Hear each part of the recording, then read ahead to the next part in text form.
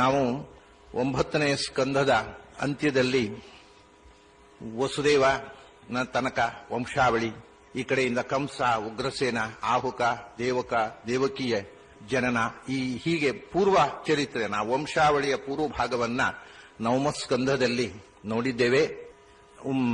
ರಾಮಾವತಾರ, ಪರಶುರಾಮಾವತಾರದ ಕಥೆಗಳನ್ನು ನೋಡಿದ್ದೇವೆ.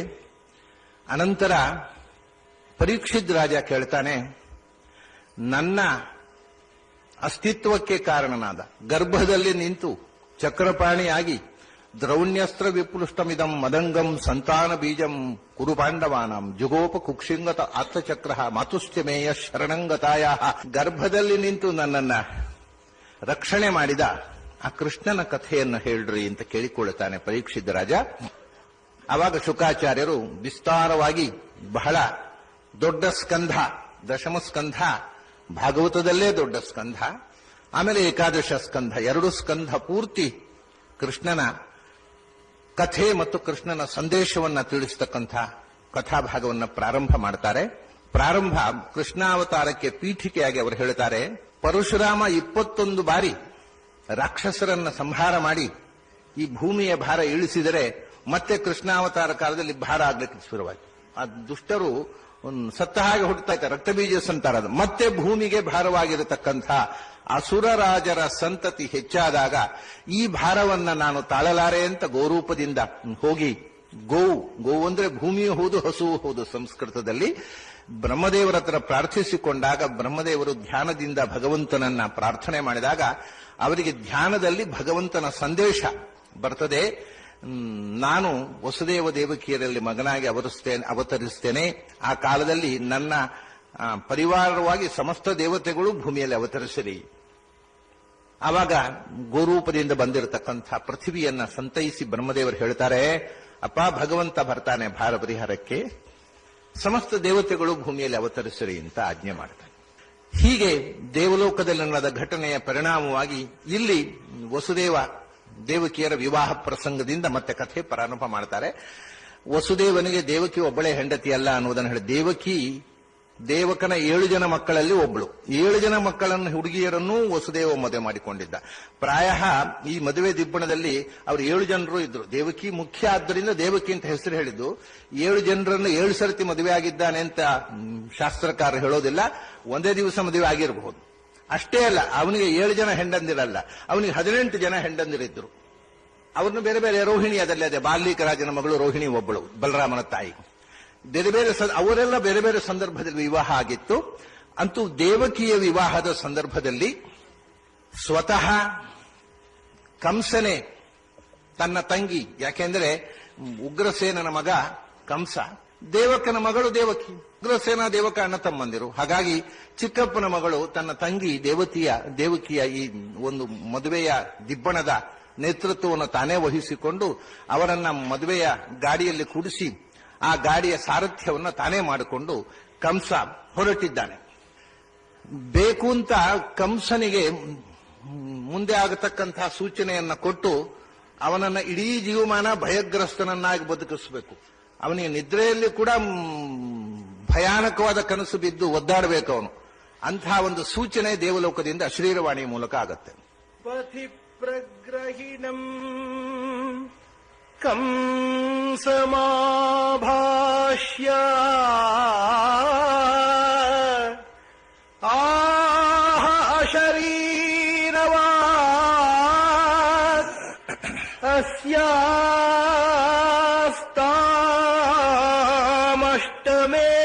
ಗರ್ಭ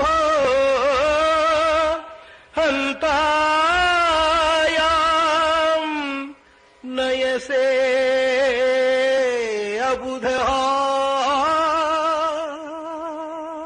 ಕಂಸನನ್ನ ಕರೆದು ಆಕಾಶದಲ್ಲಿ ಒಂದು ಮಾತು ಕೇಳಿಸ್ತಂತೆ, ಕಂಸ ನೀನು ಹೆಡ್ಡ ಇದ್ದೀಯ, ತಿಳಿಗೇಡಿ ಇದ್ದಿ, ನೀನು ಯಾವಳನ್ನ ಬಹಳ ಪ್ರೀತಿಯಿಂದ ನೀನು ಕರ್ಕೊಂಡು ಹೋಗಿ ಮದುವೆ ಮಾಡಿಸಿ ನನ್ನ ತಂಗಿ ನನ್ನ ಭಾವ ಅಂತ ಪ್ರೀತಿಯಿಂದ ದಿಬ್ಬಣದಲ್ಲಿ ನೇತೃತ್ವ ವಹಿಸಿ ಸಂತೋಷದಿಂದ ನಡೆದಾಡ್ತಾ ಇದ್ದೀಯೋ, ಅಸ್ಯಾಸ್ತ್ವಾಂ ಅಷ್ಟಮೋ ಗರ್ಭ ಹಂತಾನ್, ಈ ನಿನ್ನ ತಂಗಿಯ 8ನೇ ಮಗು ನಿನ್ನನ್ನು ಕೊಲ್ಲುತ್ತೆ.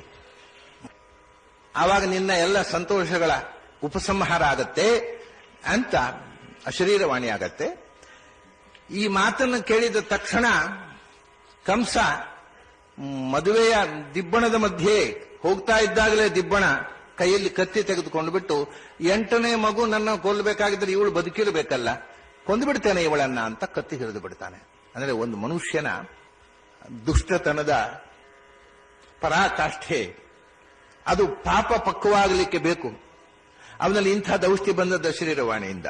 ಮದುಮಗಳನ್ನು ಕೊಂದು ಬಿಡ್ತೇನೆ ಅಂತ, ಮದುವೆ ಹಸೆಮಣೆಯಿಂದ ಇಳಿದು ಬಂದಿದ್ದಾಳಷ್ಟೇ, ಅಂಥವಳನ್ನ ಕೊಂದು ಬಿಡ್ತೇನೆ ಅಂತ ಹೊರಟ.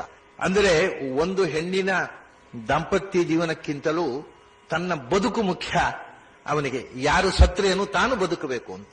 ಅಂದ್ರೆ ಇನ್ನೊಬ್ಬರು ಸತ್ತು ತಾನು ಬದುಕಬೇಕು ಅನ್ನತಕ್ಕಂಥ ಒಂದು ನೀಚ ವೃತ್ತಿ ಅವನಿಂದ ವ್ಯಕ್ತ ಆಗಬೇಕಾಗಿದೆ. ಸರಿ, ಆವಾಗ ವಸುದೇವ ತಡೀತಾನೆ. ನೋಡಪ್ಪ, ಸ್ತ್ರೀ ಹತ್ಯೆಯನ್ನೇ ಮಾಡಬಾರದು, ಅದರಲ್ಲೂ ಮದುವೆಯ ಹಸೆಮಣೆಯಿಂದ ಇಳಿದು ಬಂದಂತಹ ಹೊಸ ವಧು ಅವರ ದಾಂಪತ್ಯ ಜೀವನಕ್ಕೆ ಇನ್ನೂ ಕಾಲಿರಿಸಬೇಕಷ್ಟೇ. ಮಹಾಘೋರ ಪಾತಕ ಇದು. ಅಂಥ ಕೆಲಸ ಮಾಡಬೇಡ. ನಿನಗೆ ಏನೀಗ, ಅವಳ ಮಗ 8ನೇ ಮಗ ನಿನ್ನನ್ನು ಕೊಲ್ತಾನೆ ಅಂತ. 8 ಅಲ್ಲ, ಅವಳಿಂದ ಹುಟ್ಟಿದ ಮಕ್ಕಳನ್ನೆಲ್ಲ ಹುಟ್ಟಿದ ತಕ್ಷಣ ನಿನಗೆ ತಂದು ಒಪ್ಪಿಸ್ತೇನೆ. ನೀನು ಈಗ ಸ್ತ್ರೀ ಹತ್ಯೆ ಮಾಡಬೇಡ ಅಂತ ವಸುದೇವ ಆ ಸಮಯೋಚಿತವಾಗಿರತಕ್ಕ ಜಾಣತನದ ಮಾತನ್ನಾಡ್ತಾನೆ. ಕಂಸನಿಗೂ ಹೌದಲ್ಲ, ಮತ್ತೆ ಮಕ್ಕಳನ್ನು ಕೊಂದರೆ ಸರಿ, ತಾಯಿಯನ್ನು ಯಾಕೆ ಕೊಲ್ಲಬೇಕು, ಹುಟ್ಟಿದ ತಕ್ಷಣ ಮಕ್ಕಳನ್ನು ಕೊಂದ್ಬಿಟ್ರೆ ಸರಿ ಅಂತ ಅವನಿಗೆ ಒಂದು ರೀತಿಯಿಂದ ಅದು ಹೌದು ಅನಿಸುತ್ತೆ. ಯಾಕೆಂದ್ರೆ ಯಾವತ್ತೂ ಮನುಷ್ಯನ ಮನಸ್ಸಿನಲ್ಲಿ ತೀರ್ಮಾನಗಳು ಸಂಶಯಗಳು ಬರುವುದು ವಿಧಿಯ ಸಂಕಲ್ಪದಂತೆ. ಅವನ ಇಲ್ಲದೇ ಇದ್ರೆ ಆ ಮಗು ಹುಟ್ಟಿದ ಮೇಲೆ ಯಾಕೊಲ್ವಿ ಈಗಲೇ ಕೊಲ್ತೇನೆ ಅಂತ ಪಟ್ಟು ಹಿಡಿಯಬಹುದಿತ್ತು. ಅವನಿಗೆ ಹೌದು ಅಂತ ಕಂಡಿತು. ದೈವ ಏನು ನಡಿಬೇಕು ಹಾಗೆ ಬುದ್ಧಿ ಕೊಡುತ್ತೆ. ಆದ್ದರಿಂದ ಏನ್ ಮಾಡಿದ, ಆಯ್ತು ಮಗುವನ್ನು ತಂದುಕೊಡು, ನಿನ್ನನ್ನು ಬಿಟ್ಟಿದ್ದೇನೆ, ನೀವು ಹೊಸ ದಂಪತಿಗಳು, ನಿಮಗೇನು ಮಾಡೋಲ್ಲ ಅಂತ ಒಂದು ರೀತಿಯಿಂದ ಮನುಷ್ಯ ಸಹಜವಾದಂತಹ ಪ್ರೀತಿ ಉಕ್ಕಿ ಬಂತವನಲ್ಲಿ ಕಳಿಸಿಬಿಟ್ಟ. ಸರಿ, ವಸುದೇವ ಮಾತಿನಂತೆ ಮೊದಲನೇ ಮಗು ಹುಟ್ಟಿದ ತಕ್ಷಣ ತಂದು ಕಂಸನ ಹತ್ತಿರ ಕೊಡ್ತಾನೆ. ಕಂಸನ ಒಳಗೆ ಇದ್ದ ಕಾಲನೇಮಿಯ ಈ ದೌಷ್ಟ್ಯ ಜೊತೆಗೆ ಅವನೊಳಗಿದ್ದ ಭೃಗು ಮಾತಾಡ್ತಾನೆ. ಪಾಪ, ನೀನು ಎಷ್ಟು ಪ್ರಾಮಾಣಿಕವಾಗಿ ಈ ಮಗುವನ್ನು ತಂದುಕೊಟ್ಟಿ, ಆದ್ರೆ ನನ್ನನ್ನು ಕೊಲ್ಲೋದು 8ನೇ ಮಗು ಅಲ್ವಾ, ಇದು ಮೊದಲನೇ ಮಗುವನ್ನು ನಾನು ಯಾಕೆ ಕೊಲ್ಬೇಕು, ಹಿಡ್ಕೊಂಡು ಹೋಗು, ಈ ಮಗು ಬದುಕಲಿ ಪಾಪ, ಅನ್ಯಾಯವಾಗಿ ಯಾಕೆ ಶಿಶು ಹತ್ಯೆ ಮಾಡಬೇಕು ಅಂತ ಅವನ್ನ ಸಂತೈಸಿ ಕಳಿಸಿಬಿಡ್ತಾನೆ. ಒಂಥರ ಅವನಲ್ಲಿ ಸೌಜನ್ಯ, ಒಳಗಿನಿಂದ ಜೀವದ್ವಯ ಸಮಾವೇಶ ಇದೆಲ್ಲ. ಸರಿ, ಅಷ್ಟಾದ ಮೇಲೆ ಆ 6 ಜನ ಮಕ್ಕಳು ಅವು ಶಾಪಗ್ರಸ್ತ ಚೇತನಗಳು, ಅವು ಸಾಯ್ಬೇಕಿತ್ತು, ಭಗವತ್ ಸಂಕಲ್ಪ. ಅದಕ್ಕೆ ನಾರದರು ಬಂದು ಕಂಸನ ಹೇಳ್ತಾರೆ, ನೋಡು ಬಹಳ ಅಪಾಯ ಇದೆ, ವಿಷ್ಣು ಬಲಿಷ್ಠನಾಗಿ ಬಿಟ್ರೆ ನಿಮ್ಮ ವಂಶ ನಿರ್ವಂಶ ಮಾಡ್ತಾನೆ, ಇದು ದೇವತೆಗಳ ಕೂಟ ಇದು, ಹಾಗಾಗಿ ಇದರಲ್ಲಿ ಏನು ಅಂತ ಹೇಳಲಿಕ್ಕೆ ಬರುವುದಿಲ್ಲ. 8 ಅಂದ್ರೆ ಎಲ್ಲಿಂದ ಲೆಕ್ಕ ಮಾಡೋದು, ಅತ್ಲಾಗಿಂದ ಲೆಕ್ಕ ಮಾಡೋದು, ಇತ್ಲಾಗಿಂದ ಲೆಕ್ಕ ಮಾಡೋದು, ಹಾಗೆ ಲೆಕ್ಕ ಮಾಡಿದ್ರೆ ಇದು 8 ಆಗ್ಬೋದು, ಹೇಳಲಿಕ್ಕೆ ಬರುವುದಿಲ್ಲ ದೇವತೆಗಳು ಏನ್ ಮಾಡ್ತಾರೆ ಅಂತ. ಅದರಿಂದ ನೀನು ಎಚ್ಚರ ವಹಿಸುವುದು ಒಳ್ಳೆಯದು ಅಂತ ತಕ್ಷಣ ಸಿಟ್ಟು ಬರ್ತದೆ ಅವನಿಗೆ. ಸೆರೆಮನೆಯಲ್ಲಿಡಿ ಅವನನ್ನು, ವಸುದೇವ ದೇವಕಿಯರನ್ನ ಸೆರೆಮನೆಯಲ್ಲಿಡಿ ಅಂತ. ಆವಾಗಲೂ ನೋಡಿ ಅವನಿಗೆ ಬುದ್ಧಿವಂಕಾದ್ದು. ವಸುದೇವ ದೇವಕಿಯರನ್ನ ಬೇರೆ ಬೇರೆ ಕಡೆ ಇಡಿ ಅಂತ ಹೇಳಿದ್ರೆ ಮಕ್ಕಳೇ ಆಗ್ತಿರ್ಲಿಲ್ಲ. ಆದ್ರೆ ಮಕ್ಕಳು ಹುಟ್ಟಬೇಕು, ಅವನು ಸಾಯ್ಬೇಕು ಅನ್ನೋ ದೈವ ಸಂಕಲ್ಪ ಅವನ ತಲೆಗೆ ಹೊಳೆಯೋದು. ಹಾಗೆ ಕೆಲವು ವಿಚಾರವಾದಿಗಳು ನನ್ನ ಹತ್ರ ಹೇಳಿದ್ದುಂಟು, ಏನ್ರಿ ಕಂಸ ಯಾಕೆ ಒಂದೇ ಸೆರೆಮನೆಯಲ್ಲಿ ಇಟ್ಟದ್ದು, ಯಾವಾಗ ಅವರ ಮಕ್ಕಳಿಂದ ತನಗೆ ಸಾವಂತಾದ್ಮೇಲೆ ಅವ್ರನ್ನ ಬೇರೆ ಸೆರೆಮನೆ ಬೇರೆ ಸೆರೆಮನೆ, ನೀವು ಕಂಸ ಆದಾಗ ಹಾಗೆ ಮಾಡ್ರಿ ಅಂತ ಹೇಳಿದ್ದಾನೆ.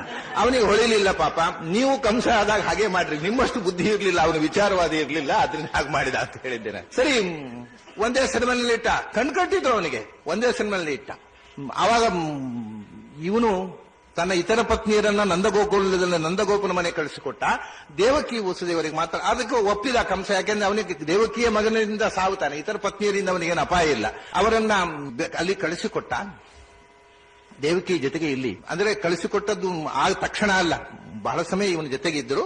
ಮತ್ತೆ ಕೊನೆಗೆ ಬಲರಾಮ ಹುಟ್ಟುವಾಗ ಇವಳನ್ನ ರೋಹಿಣಿಯನ್ನ ಅಲ್ಲಿ ಕಳಿಸಿದ್ದ. ಸರಿ, ಇಲ್ಲಿ ಆ ಮಗುವನ್ನು ಕೊಂದ, ಮೊದಲು ಹುಟ್ಟಿದ ಮಗುವನ್ನು, ಆಮೇಲೆ ಹುಟ್ಟಿದ ಮಕ್ಕಳನ್ನು ಕೊಂದ.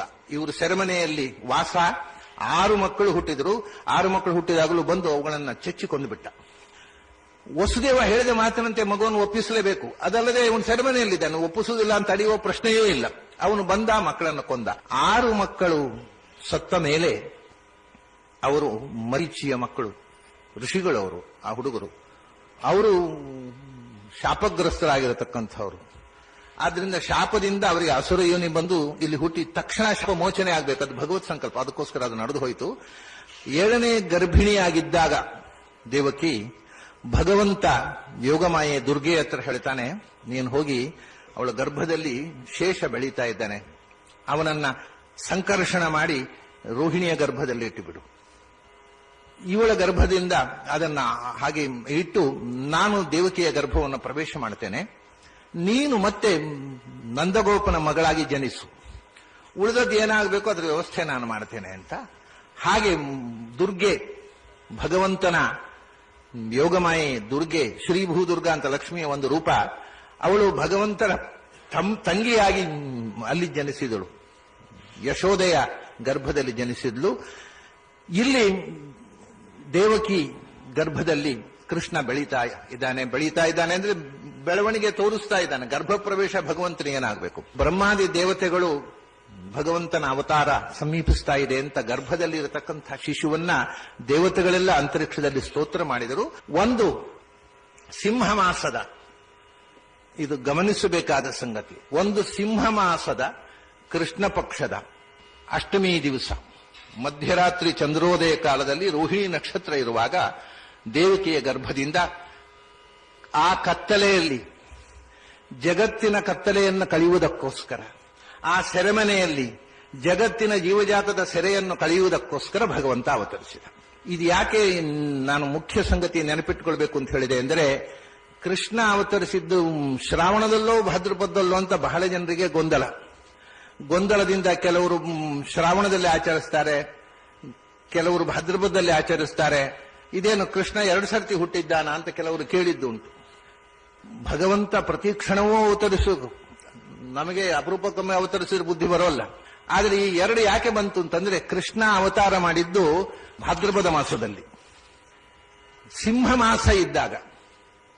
ಅದನ್ನ ಒಂದೊಂದು ಸರ್ತಿ ಈ ವರ್ಷಗಳಲ್ಲಿ ನಾವೀಗ ಆಚರಣೆ ಮಾಡುವಾಗ ಸಿಂಹ ಮಾಸ ಕೆಲವೊಮ್ಮೆ ಭಾದ್ರಪದದಲ್ಲಿ ಬರ್ತದೆ, ಕೆಲವೊಮ್ಮೆ ಶ್ರಾವಣದಲ್ಲಿ ಬರ್ತದೆ.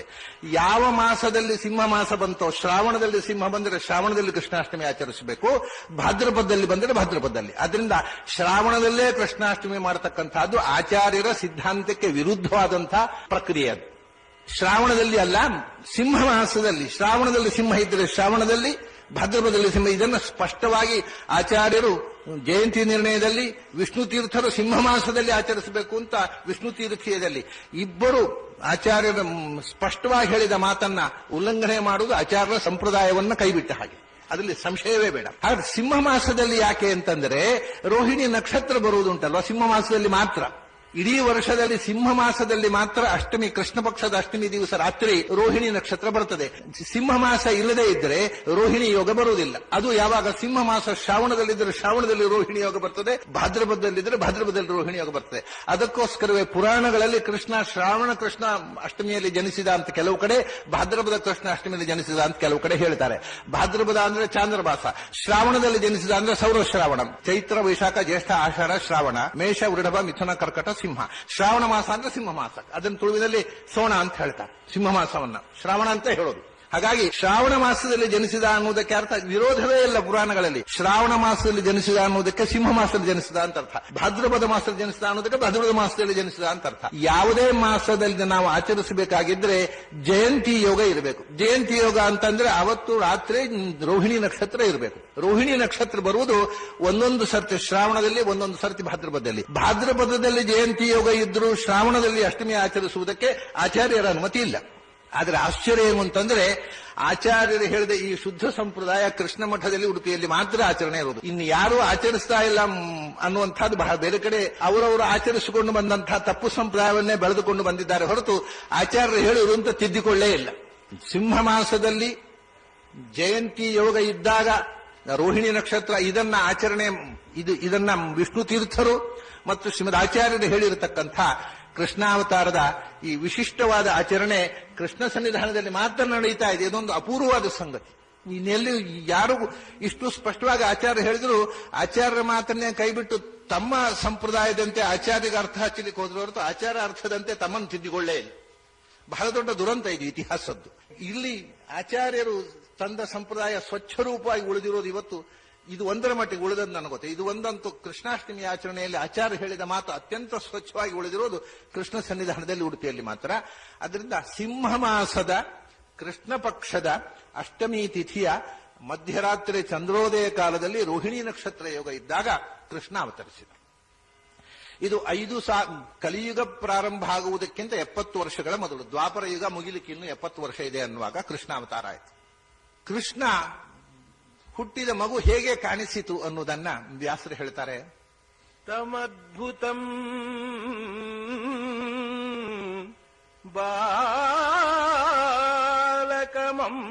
ಬಾಲಕಮಂಬುಜೇಕ್ಷಣಂ ಚತುರ್ಭುಜಂ ಶಂಖಗದಾದ್ಯುಧಾಯುಧಂ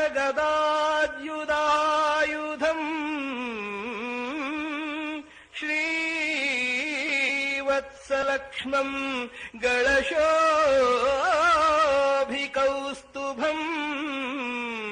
ಪೀತಾಂಬರಂ ಸಾಂದ್ರಪಯೋದ ಸೌಭಗಂ. ಮಗು ಹೇಗಿತ್ತು? ತಮ್ಮ ಅದ್ಭುತಂ ಅಂದ್ರು. ಹೇಗಿತ್ತು ಅಂದ್ರೆ ಅದ್ಭುತವಾಗಿತ್ತು ಅಂತ. ಹೇಗೆ ವರ್ಣಿಸಬೇಕು ಆ ಮಗುವನ್ನ? ಯಾವ ಶಬ್ದದಿಂದ ವರ್ಣಿಸಬೇಕು? ಅನುಭೂತಿಗೆ ಮೀರಿದಂತಹ ಚೆಲುವು, ಅನುಭೂತಿಗೆ ಮೀರಿದಂತಹ ಅನುಭವ. ಅದರಿಂದ ಅನುಭವಕ್ಕೆ ಮೀರಿದಂತಹ ಸಂಗತಿಯನ್ನು ಶಬ್ದದಿಂದ ಹೇಳಲಿಕ್ಕಾಗುವುದಿಲ್ಲ. ಅದಕ್ಕೆ ವ್ಯಾಸ ಹೇಳ್ತಾರೆ ಮಗು ಹೇಗಿತ್ತು ಅಂದ್ರೆ ಅದ್ಭುತವಾಗಿತ್ತು. ಆಮೇಲೆ ಒಂದೊಂದು ಹೇಳ್ತಾರೆ ಅಂಬುಜೇಕ್ಷಣಂ, ತಾವರೆಯ ಹೆಸರಿನಂತಹ ಕಣ್ಣು, ಚತುರ್ಭುಜ, ಪೀತಾಂಬರಧಾರಿ, ಸರ್ವಾಯುಧಧಾರಿ. ಭಗವಂತ ಸಾಕ್ಷಾತ್ ತನ್ನ ಮೂಲ ರೂಪದಿಂದ ದರ್ಶನ ಕೊಟ್ಟ, ನಿಜ ರೂಪದಿಂದ. ದೇವಕಿ ವಸುದೇವರು ಇದನ್ನು ಕಂಡು ಸ್ತೋತ್ರ ಮಾಡಿದರು. ಆವಾಗ ಇದು ಬರೀ ಅದ್ಭುತ ಅಂದ್ರೆ ಸಾಮಾನ್ಯ ಅದ್ಭುತ ಅಲ್ಲ, ಮಾತನಾಡುವ ಮಗು. ಅವನು ಭಗವಂತ ತನ್ನ ತಂದೆ ತಾಯಿಯಾಗಿ ಇರತಕ್ಕಂಥ ವಸುದೇವ ದೇವಕಿಯರ ಹತ್ರ ಹೇಳ್ತಾನೆ, ನೀವು ಅದಿತಿ ಕಾಶ್ಯಪರು, ಹಿಂದೆ ನಾನೇ ನಿಮ್ಮಲ್ಲಿ ವಾಮನನಾಗಿ ಬಂದೆ, ಮತ್ತೆ ಈಗ ಕೃಷ್ಣನಾಗಿ ಬರ್ತಾ ಇದ್ದೇನೆ. ಈಗ ನೀವು ಒಂದು ಕೆಲಸ ಮಾಡಬೇಕು. ನನ್ನನ್ನ ವಸುದೇವನ ಹತ್ರ ಹೇಳ್ತಾನೆ ಭಗವಂತ, ನಿಮ್ಮನ್ನು ಅನುಗ್ರಹಿಸುವುದಕ್ಕೋಸ್ಕರ ನಾನೇ ಬಂದೆ, ಉಪೇಂದ್ರನಾಗಿದ್ದವ ಕೃಷ್ಣನಾಗಿ ಬಂದೆ. ನನ್ನನ್ನ ನೀವು ಕರ್ಕೊಂಡು ಹೋಗಿ ಯಮುನಾ ನದಿ ದಾಟಿ ನಂದಗೋಕುಲದಲ್ಲಿ, ಏನು ವ್ರಜದಲ್ಲಿ ನಂದಗೋಪ ಇದ್ದಾನೆ, ಅವನ ಹೆಂಡತಿಯ ಹಾಸಿಗೆಯಲ್ಲಿ ನನ್ನನ್ನು ಮಲಗಿಸಿ, ಅಲ್ಲಿ ಒಂದು ಮಗು ಇದೆ, ಹೆಣ್ಣು ಮಗು ಇದೆ, ಅದನ್ನು ಕರ್ಕೊಂಡು ಇಲ್ಲಿ ತಂದಿಡಬೇಕು ಅಂತ. ಅಲ್ಲ, ಸೆರೆಮನೆ ಕಾವಲುಗಾರರಿದ್ದಾರೆ, ಬಾಗಿಲುಗಳನ್ನೆಲ್ಲ ಬೀಗ ಹಾಕಿ ಜಡಿದಿದ್ದಾರೆ, ಇವನ ಕೈಗೆ ಬೇಡಿ ತೊಡಿಸಿದ್ದಾರೆ, ಹೇಗೆ? ಅದಕ್ಕೆ ಹೇಳ್ತಾನೆ ಎಲ್ಲ ತೆರಕೊಳ್ಳುತ್ತೆ. ಕಾವಲುಗಾರರಿಗೆ ನೀನು ಮರಳಿ ಬರುವ ತನಕ ಎಚ್ಚರ ಆಗುವುದಿಲ್ಲ. ಯಾಕಂದ್ರೆ ನೀನು ಯೋಗ ಮಾಯೆಯನ್ನು ತರಲಿಕ್ಕೆ ಹೋಗುದು, ಅವರ ಮೇಲೆ ಅದರ ಪ್ರಭಾವ. ಎಲ್ಲರೂ ಎಚ್ಚರ ತಪ್ಪಿ ಮಲಗಿರ್ತಾರೆ, ಯಾರಿಗೂ ತಿಳಿಯೋದಿಲ್ಲ. ನಿನ್ನ ಬೇಡಿ ಬಾಗಿಲು ಎಲ್ಲ ತೆರಕೊಳ್ಳುತ್ತೆ, ಯಮುನೆ ದಾರಿ ಕೊಡ್ತಾಳೆ, ನೀನು ಹೋಗಿ ಆ ಮಗುವನ್ನು ಹಿಡ್ಕೊಂಡು ಬಾ ಅಂತ. ಸರಿ, ಕೃಷ್ಣನ ಮಾತಿನಂತೆ ಮತ್ತೆ ಯಥಾ ಪ್ರಕಾರ ಪುಟ್ಟ ಮಗುವಾಗಿ ಮಲಗಿಬಿಡ್ತಾನೆ ಕೃಷ್ಣ. ವಸುದೇವ ಆ ಮಗುವನ್ನು ಎತ್ತಿಕೊಂಡು ಹೊರಡ್ತಾನೆ, ನೋಡ್ತಾನೆ ಎಲ್ಲ ಬಾಗಿಲು ತೆರೆದಿದೆ, ಕಾವಲುಗಾರರೆಲ್ಲ ನಿದ್ರೆ ಮಾಡಿದ್ದಾರೆ ಆರಾಮವಾಗಿ. ಯಮುನೆ ದಾರಿ ಬಿಟ್ಲು, ಮಳೆ ಬಂದಾಗ ಶೇಷ ಕೊಡೆ ಹಿಡಿದ, ಇವನು ನಂದಗೋಕುಲಕ್ಕೆ ಹೋದ. ವ್ರಜದಲ್ಲಿ ಹೋದರೆ ಯಶೋದೆ, ಅಲ್ಲಿಯೂ ಇವರಿಗೆ ಹೇಗೆ ಇಲ್ಲಿ ಕಾವಲುಗಾರಿಗೆ ನಿದ್ರೆ, ಅವಳಿಗೂ ಒಂಥರದ ಜೊಂಪು. ಆ ನಿದ್ರೆ ಗಣ್ಣಲ್ಲೇ ಪ್ರಸವ ಆಗಿದೆ ಅನ್ನುವ ಭಾವ ಇದೆ ಅವಳಿಗೆ, ಆದರೆ ಹುಟ್ಟಿದ್ದು ಗಂಡೋ ಹೆಣ್ಣೋ ಅನ್ನೋದು ಗೊತ್ತಿಲ್ಲದ ಆ ಜೊಂಪಿನಲ್ಲಿ ಮಲಗಿದ್ದಾಳೆ ಅವಳು. ಸರಿ, ಈ ಮಗುವನ್ನ ಅಲ್ಲಿಟ್ಟ, ಹೆಣ್ಣು ಮಗುವನ್ನು ಹೊತ್ತುಕೊಂಡು ಬಂದ. ಅಲ್ಲಿ ತನಕ ಅವಳಿಗೂ ಎಚ್ಚರ ಇಲ್ಲ, ಎಲ್ಲರಿಗೂ ಒಂಥರದ ಯೋಗ ಮಾಯೆಯ ಆವರಣ. ಆ ಮಗುವನ್ನು ಹಿಡ್ಕೊಂಡು ಬಂದ, ಇಲ್ಲಿ ತಂದು ಮಲಗಿಸಿದ್ದೇ ತಡ ಅಳ್ಳಿಗೆ ಶುರು ಮಾಡಿದ ಮಗು. ಅಲ್ಲಿ ತನಕ ಅಳ್ತಾ ಇರ್ಲಿಲ್ಲ ಮಗು. ಅತ್ತ ತಕ್ಷಣ ಎಲ್ಲ ದ್ವಾರಪಾಲಕರಿಗೆ ಎಚ್ಚರ ಆಯಿತು. ಕೂಡಲೇ ಕಂಸನಿಗೆ ಸುದ್ದಿ ಹೋಯಿತು, ಮಗು ಹುಟ್ಟಿದೆ. ಹೆಣ್ಣು ಮಗು, ಅರೆ 8ನೇ ಗಂಡು ಮಗುವಿನಿಂದ ಸಾವು ಅಂತ ಹೇಳಿದ್ದಾರೆ. ಅದೇನೋ ದೇವತೆಗಳಿಗೂ ಎಲ್ಲೋ ಲೆಕ್ಕಾಚಾರ ತಪ್ಪೋಗಿರ್ಬೇಕು, ಏನೇ ಇಲ್ಲ. ಅದನ್ನು 8ನೇ ಮಗು ಅಂತಂದ್ಮೇಲೆ ಅದನ್ನು ಉಳಿಸಬಾರದು ಅಂತ ಅದನ್ನು ಎಳ್ಕೊಂಡು ಬಂದ. ಇದು ಹೆಣ್ಣು ಮಗು, ಇದನ್ನು ಕೊಲ್ಲಬೇಡ ಅಂತ ಹೇಳಿದ್ರು ಕೇಳಲಿಲ್ಲ. ಅದನ್ನು ನೆಲಕ್ಕೆ ಚಚ್ಚಬೇಕು ಅಂತ ಎತ್ತಿ ಹಿಡಿದಾಗ ಅವನ ಕೈಯಿಂದ ಹಾರಿ ಅಂತರಿಕ್ಷಕ್ಕೆ ಹೋಗಿ ದುರ್ಗೆ ಹೇಳ್ತಾಳೆ, ನೀನು ಸುಮ್ಮನೆ ನನ್ನನ್ನು ಕೊಂದು ಏನೂ ಉಪಯೋಗ ಇಲ್ಲ, ನಿನ್ನನ್ನು ಕೊಲ್ಲುವಂಥ ಮಗು ಬೇರೆ ಕಡೆ ಬೆಳೀತಾ ಇದೆ, ಅದು ನಿನ್ನನ್ನು ಕೊಲ್ಲುತ್ತೆ, ನಿನ್ನಿಂದ ತಪ್ಪಿಸಿಕೊಳ್ಳಕ್ಕೆ ಆಗುವುದಿಲ್ಲ ಅಂತ ಹೇಳಿ ಅಂತರಿಕ್ಷಕ್ಕೆ ಹಾರಿಬಿಡ್ತದೆ ಆ ಮಗು. ಇವನಿಗೆ ಏನಿದು ದಿಗಿಲಾಗಿ ಹೋಯ್ತು, ಏನು ಕಥೆ, 8ನೇ ಮಗು ಕೊಲ್ಲುತ್ತೆ ಅಂತ ದೇವತೆಗಳು ಮಾತು ಅಶರೀರವಾಣಿಯನ್ನು ನಂಬಿ ನಾನು ಸುಮ್ಮನೆ ಅನ್ಯಾಯವಾಗಿ ನನ್ನ ತಂಗಿ ಭಾವನ ಸೆರೆಮನೆಯಲ್ಲಿಟ್ಟೆ, ಎಲ್ಲಾ ಮಕ್ಕಳನ್ನು ಕೊಂದೆ ಅಲ್ಲ ಅಂತ ಪಶ್ಚಾತ್ತಾಪ ಪಡ್ತಾನೆ. ದೈವಮಪ್ಯನೃತಂ ವಕ್ತಿ ನ ಮರ್ತ್ಯಾಯೇವ ಕೇವಲಂ ಯದ್ವಿಸ್ರಂಭಾದಹಂ ಪಾಪಃ ಸ್ವಸುರ್ನಿಹತವಾನ್ ಶಿಶೂನ್. ನಾನು ಈ ತನಕ ತಿಳ್ಕೊಂಡಿದ್ದೆ ಮನುಷ್ಯರು ಮಾತ್ರ ಸುಳ್ಳು ಹೇಳುದು ಅಂತ. ಈಗ ದೇವತೆಗಳು ಸುಳ್ಳು ಹೇಳ್ತಾರೆ ಅಂತ ಆಯ್ತು. 8ನೇ ಮಗು ಕೊಲ್ಲುತ್ತೆ ಅಂತ ಹೇಳಿದ್ದು, 8ನೇ ಮಗು ಬೇರೆ ಎಲ್ಲೋ ಹುಟ್ಟಿದೆ, ಇಲ್ಲಿ ಹುಟ್ಟಲೇ ಇಲ್ಲ. ಇಷ್ಟಲ್ಲಿ ಅಲ್ಲಿ ಯಶೋದೆಗೆ ಎಚ್ಚರ ಆಯಿತು.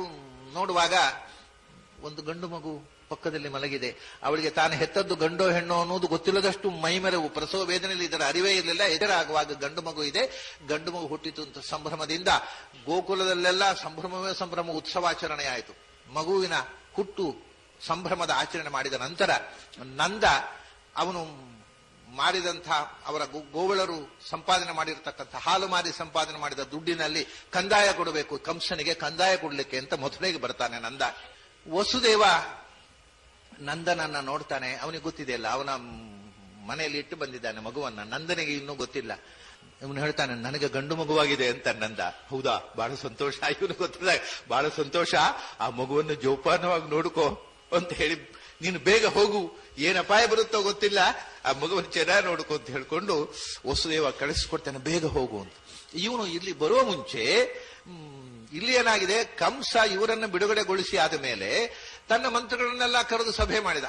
ಏನು ಮಾಡೋದೀಗ, ಆ ಮಗು ಬೇರೆಲ್ಲೋ ಹುಟ್ಟಿದೆ ಅಂತೆ, ಅನ್ಯಾಯ ಸುಳ್ಳು ಹೇಳಿದ್ದಾರೆ ದೇವತೆಗಳು, ನನಗೆ ಇಲ್ಲಿ ಹುಟ್ಟುತ್ತದೆ ಅಂತ ಹೇಳಿ ಇನ್ನೆಲ್ಲೋ ಹುಟ್ಟಿ ನನಗೆ ಕಣ್ಣು ತಪ್ಪಿಸಿ ಅವನು ಬೆಳೆಯುವಂತೆ ವ್ಯವಸ್ಥೆ ಮಾಡಿದ್ದಾರೆ. ಹಾಗಾದರೆ ಇವತ್ತು ಹಿರಣ್ಯಕಶಿಪುವಿನ ಸಿದ್ಧಾಂತವು ಕಾಲನೇಮಿಯ ಸಿದ್ಧಾಂತವು ಒಂದೇ. ಎಲ್ಲಿ ವೇದಾಧ್ಯಯನ ನಡೀತದೆ, ಎಲ್ಲಿ ಯಜ್ಞಗಳು ನಡೀತದೆ, ಎಲ್ಲಿ ಋಷಿಗಳಿದ್ದಾರೆ, ಅದನ್ನು ಪುಡಿ ಮಾಡಿ ದೇಶಾದ್ಯಂತ ಧರ್ಮ ವೇದ ಧರ್ಮ ಬೆಳೆಯದಂತೆ ಮಾಡಿ, ಆವಾಗ ವಿಷ್ಣುವಿನ ಶಕ್ತಿ ಹ್ರಾಸ ಆಗತ್ತೆ. ಆಮೇಲೆ ಎಲ್ಲಿ ಚೂಟಿಯಾದ ಚಿಕ್ಕ ಮಕ್ಕಳು ನಿಮಗೆ ಗಮನಕ್ಕೆ ಬರುತ್ತೆ, ಅದು ವಿಲಕ್ಷಣ ಮಗು ಅಂತ ಕಂಡ್ರೆ ಆ ಮಗುವನ್ನು ಕೊಂದು ಬಿಡಿ ಅಂತ ತನ್ನ ಪರಿವಾರದ ರಾಕ್ಷಸರಿಗೆ ಎಲ್ಲ ಆಜ್ಞೆ ಮಾಡ್ತಾನೆ. ಈ ಆಜ್ಞೆಯನ್ನ ಸ್ವೀಕಾರ ಮಾಡಿ ಮೊದಲು ಬಂದವಳು ಪೂತನೆ ಬಂದ್ಲು.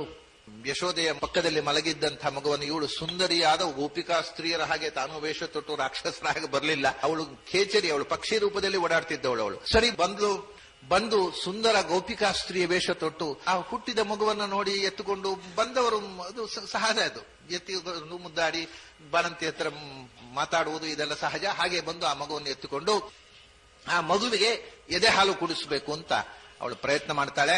ಆಗ ಮಗು ಕುಡಿಯುತ್ತೆ, ಏನು ತೊಂದರೆ ಮಾಡೋಲ್ಲ. ಇವಳ ಉದ್ದೇಶ ತನ್ನ ಎದೆಯಲ್ಲಿ ಇರತಕ್ಕಂಥ ವಿಷವನ್ನ ಮಗುವಿಗೆ ಕುಡಿಸಿ ಮಗುವನ್ನು ಕೊಲ್ಲಬೇಕು ಅಂತ. ಅವಳೊಳಗೂ ಹಾಗೆ ಊರ್ವಶಿ ಇದ್ಲು, ದೇವತಾ ಸ್ತ್ರೀ ಒಬ್ಬಳಿದ್ಲು, ಭಗವಂತನಿಗೆ ಎದೆ ಹಾಲು ಕುಡಿಸುವ ಪುಣ್ಯ ಪಡೆದವಳು. ವಿಷ ಕೊಡುವ ದುರುದ್ದೇಶದಿಂದ ಬಂದಂತಹ ಒಂದು ಪಾಪಿ ಚೇತನ. ಎಲ್ಲ ಎರಡೆರಡು ಚೇತನಗಳಿದ್ದವು. ಸರಿ, ಭಗವಂತ ಹಾಲು ಹೀರಿದ. ಆಗ ಆಕೆ ಚೀರ್ತಾ ನಿಜ ರೂಪದಿಂದ ಬಿದ್ಲು, ಇಡೀ ಕಾಡೆಲ್ಲ ವ್ಯಾಪಿಸಿದ ಭಯಾನಕ ರೂಪದಿಂದ ಬಿದ್ಲು. ಗಾಬರಿ ಆಗಿಬಿಟ್ರು, ಮಗು ಏನೋ ಆಯ್ತು ಅಂತ. ಇನ್ನು ನಂದ ಬರಲಿಲ್ಲ, ಗಾಬರಿಯಾಗಿ ನೋಡ್ತಾರೆ, ಅದು ಎದೆ ಮೇಲೆ ಆಡ್ತಾ ಉಂಟು. ಚಂದದಲ್ಲಿ ಮಗು ಆನಂದವಾಗಿ ನಗ್ತಾ ಕಿಲಿಕಿಲಿ ನಗ್ತಾ ಆಡ್ತಾ ಉಂಟು. ಇವಳು ಮಾತ್ರ ವಿಕಾರವಾಗಿ ಇಡೀ ಕಾಡಿನ ಮರಗಳನ್ನೆಲ್ಲ ಮುರಿದುಕಿ ಬಿದ್ದಿದ್ದಾಳೆ, ದೊಡ್ಡ ಮಹಾರೂಪ ತೊಟ್ಟು ವಿಕಾರವಾದ ರೂಪದಲ್ಲಿ. ಕಡೆಗೆ ನಂದ ಬರ್ತಾನೆ. ಇದನ್ನು ನೋಡಿ ಗಾಬರಿಯಾಗಿ ಮಗುವನ್ನು ತೆರೆದು ಅದಕ್ಕೆಲ್ಲ ದೇವರು ರಕ್ಷೆ ಮಾಡ್ಲಿ ಅಂತೆಲ್ಲ ಇವರು ರಕ್ಷೆ ಮಾಡ್ತಾರೆ. ಸೊಳ ತೆಗೆಯೋದು ಎಲ್ಲ ಮಗುವಿಗೆ, ದೇವರೇ ಒಳ್ಳೇದು ಮಾಡಿ ಮಗುವಿಗೆ ಅಂತ ಪ್ರಾರ್ಥನೆ ಮಾಡ್ತಾರೆ. ಎಲ್ಲ ಆಗಿ ಅದನ್ನ ಸಾಗಿಸುವುದೇ ಹಾಗೆ. ಅದಕ್ಕೆ ಕೊಡಲಿ ಹಿಡಿದು ಮರ ಕಡದ ಹಾಗೆ ಅವಳ ಕೈ ಕಾಲು ಅಂಗಾಂಗಗಳನ್ನು ಕಡಿದು ರಾಶಿ ಹಾಕಿ ಸುಟ್ಟರಂತೆ. ಅಷ್ಟು ದೊಡ್ಡ ಭೀಕರ ರೂಪದಲ್ಲಿ ಬಿದ್ದು ಬಿಟ್ಟಿದ್ದಾಳೆ. ಸರಿ, ಮಗು ಹೀಗೆ ಆನಂದವಾಗಿ ಬೆಳೀತಾ ಇತ್ತು. ಮತ್ತೊಂದು 2-3 ತಿಂಗಳು ಅಂಥ ವಿಶೇಷವಾದ ಘಟನೆಗಳು ನಡೀಲಿಲ್ಲ. 3 ತಿಂಗಳು ತುಂಬಿತು. 4ನೇ ತಿಂಗಳು ಜನ್ಮ ನಕ್ಷತ್ರ, ರೋಹಿಣಿ ನಕ್ಷತ್ರ ಬಂದಿದೆ. ಮಗುವಿನ ಜನ್ಮ ನಕ್ಷತ್ರ, ಸಂಭ್ರಮ. ಮತ್ತೆ ಮಗುವಿಗೆ ಒಳಗಿಂದೆಲ್ಲ ಅಡಿಗೆ ಬಡಿಗೆ ನಡೆದಿದೆ. ಹೊರಗಿನಿಂದ ಮಡಕೆ ತುಂಬಾ ಬೆಣ್ಣೆ ಹಾಲು ಮೊಸರು ಗಾಡಿಯಲ್ಲಿಟ್ಟು ಆ ಗಾಡಿಯ ಅಡಿಯ ನೆರಳಿನಲ್ಲಿ ಮಗುವನ್ನ, ಕೃಷ್ಣನನ್ನ ಮಲಗಿಸಿದ್ದಾಳೆ ತಾಯಿ. ಸರಿ, ಕೃಷ್ಣ ಸುಮ್ಮನೆ ಮಲಗ್ತಾ ಇದ್ದವ, ಸುಮ್ಮನೆ ತಂಟೆಗೋಸ್ಕರ ಕಾಲು ಜಾಡಿಸ್ತಾವಲ್ಲ ಮಕ್ಕಳು, ಈಗ ಕಾಲು ಜಾಡಿಸಿದ. ಆ ಗಾಡಿ ತಾಗಿತು, ಗಾಡಿ ತಿರುಗಿ ಬಿತ್ತು, ಗಾಡಿ ಎಲ್ಲ ಪುಡಿ ಪುಡಿ ಆಯಿತು. ಅದರಲ್ಲಿ ಇರತಕ್ಕಂಥ ಹಾಲು ಮೊಸರು ಮಡಕೆಗಳೆಲ್ಲ ಪುಡಿಯಾದವು. ಗಾಡಿ ಆಗಿಲ್ಲ, ಒಬ್ಬ ಹಸುರನಾಗಿ ಉರುಳಿ ಬಿತ್ತು. ಏನಪ್ಪ ಏನಾಯ್ತು ಮಗುವಿಗೆ ಅಂತ ಎಲ್ಲ ಓಡಿ ಬಂದು. ಯಾಕೆಂದ್ರೆ ಗಾಡಿ ಉರುಳಿ ಬಿದ್ದರೆ ಗಾಡಿ ಅಡಿಯಲ್ಲಿದ್ದ ಮಗುವಿನ ಗತಿ ಏನು ಅಂತ ಗಾಬರಿ ಇವರಿಗೆ. ಮಗುವಿಗೆ ಏನೋ ಪೆಟ್ಟಾಗಿದೆ, ಅಪಾಯ ಆಗಿದೆ ಅಂತ ಓಡಿ ಬಂದರು. ಮಗು ಚೆನ್ನಾಗಿ ಕೈಕಾಲ ಆಡಿಸ್ತಾ ನಗ್ತಾ ಆಡ್ತಾ ಉಂಟು. ಹುಡುಗರ ಹತ್ರ ಹೇಳಿ ಏನಾಯ್ತು? ಅದು ಏನಿಲ್ಲ, ಅವನ ಮಗು ಕಾಲು ಜಾಡಿಸಿತು, ಅದು ಗಾಡಿ ಉರುಳಿ ಬಿತ್ತು ಅಂತ ಹೇಳಿದ್ರಂತೆ. ನೋಡಿದ ಹುಡುಗರೆಲ್ಲ ಈ ದೊಡ್ಡವರೆಲ್ಲ ಜೋರು ಮಾಡಿದಂತೆ, ಮಗು ಒದ್ರೆ ಗಾಡಿ ಬೀಳುತ್ತೆ, ಪೆದ್ದು ಬುದ್ಧಿ ಇಲ್ಲದಿದ್ದವರು ಇವರೇ, ಅವನ ಮಕ್ಕಳಿಗೆ ಬುದ್ಧಿ ಇಲ್ಲ, ಮಗು ಒದ್ರೆ ಗಾಡಿ. ಹುಡುಗರು ಹೇಳಿದ್ರಂತೆ, ಹುಡುಗರ ಮಾತನ್ನ ಅವ್ರು ಒಪ್ಪಲಿಲ್ಲ ಅಂತ ಹೇಳ್ತಾರೆ. ಊಚುಸ್ತದಾ ಅವ್ಯಕ್ತಮತೀನ್ ಗೋಪಾನ್ ಗೋಪೀಶ್ಚ ಬಾಲಕಾಃ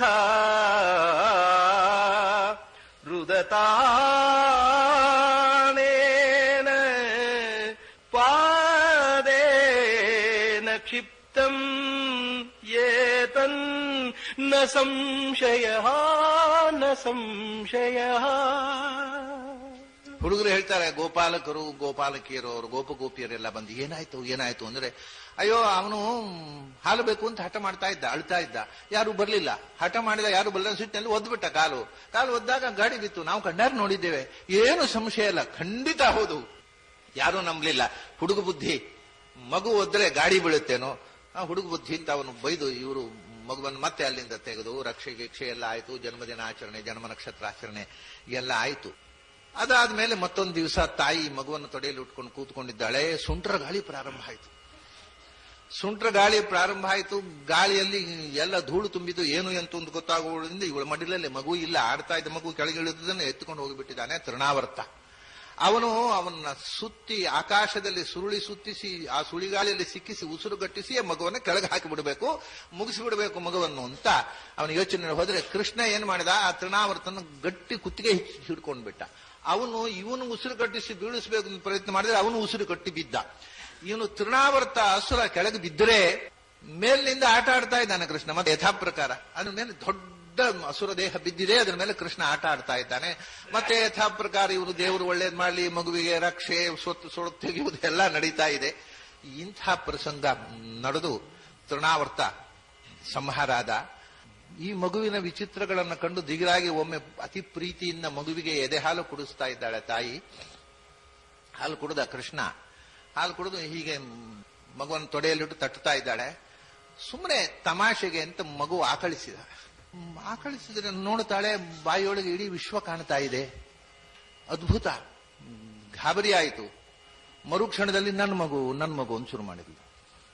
ಸರಿ, ಮಗುವನ್ನು ಮತ್ತೆ ಮುದ್ದಿಸ್ತಾ ಹೀಗೆ ಇದ್ದಾಗ ಗರ್ಗಾಚಾರ್ಯರು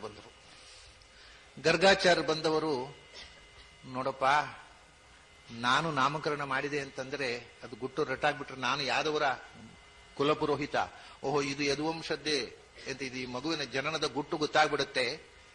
ಆವಾಗಷ್ಟೇ ನಂದನಿಗೂ ಕೂಡ ಪೂರ್ತಿ ಗೊತ್ತಿರಲಿಲ್ಲ.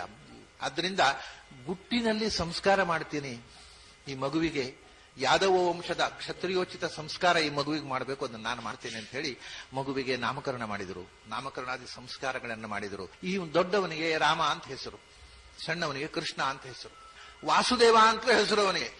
ಯಾಕೆಂದ್ರೆ ಅದೆಲ್ಲ ನಿನಗೆ ಅರ್ಥ ಆಗೋಲ್ಲ, ಅವನ ಹೆಸರು ಅವನ ಮಹಿಮೆ ನಿಮಗೆಲ್ಲ ಗೊತ್ತಿಲ್ಲ, ನನಗೆ ಗೊತ್ತಿದೆ ಅಂತ ಹೇಳಿ ನಾಮಕರಣ ಮಾಡಿ ಹೊರಟು ಹೋಗ್ತಾರೆ. ಸರಿ, ಮತ್ತೆ 1 ವರ್ಷ ತುಂಬಿತು ಮಗುವಿಗೆ. ನಡೆದಾಡ್ಲಿಕ್ಕೆ ಪ್ರಾರಂಭ ಮಾಡಿದ್ದಾನೆ.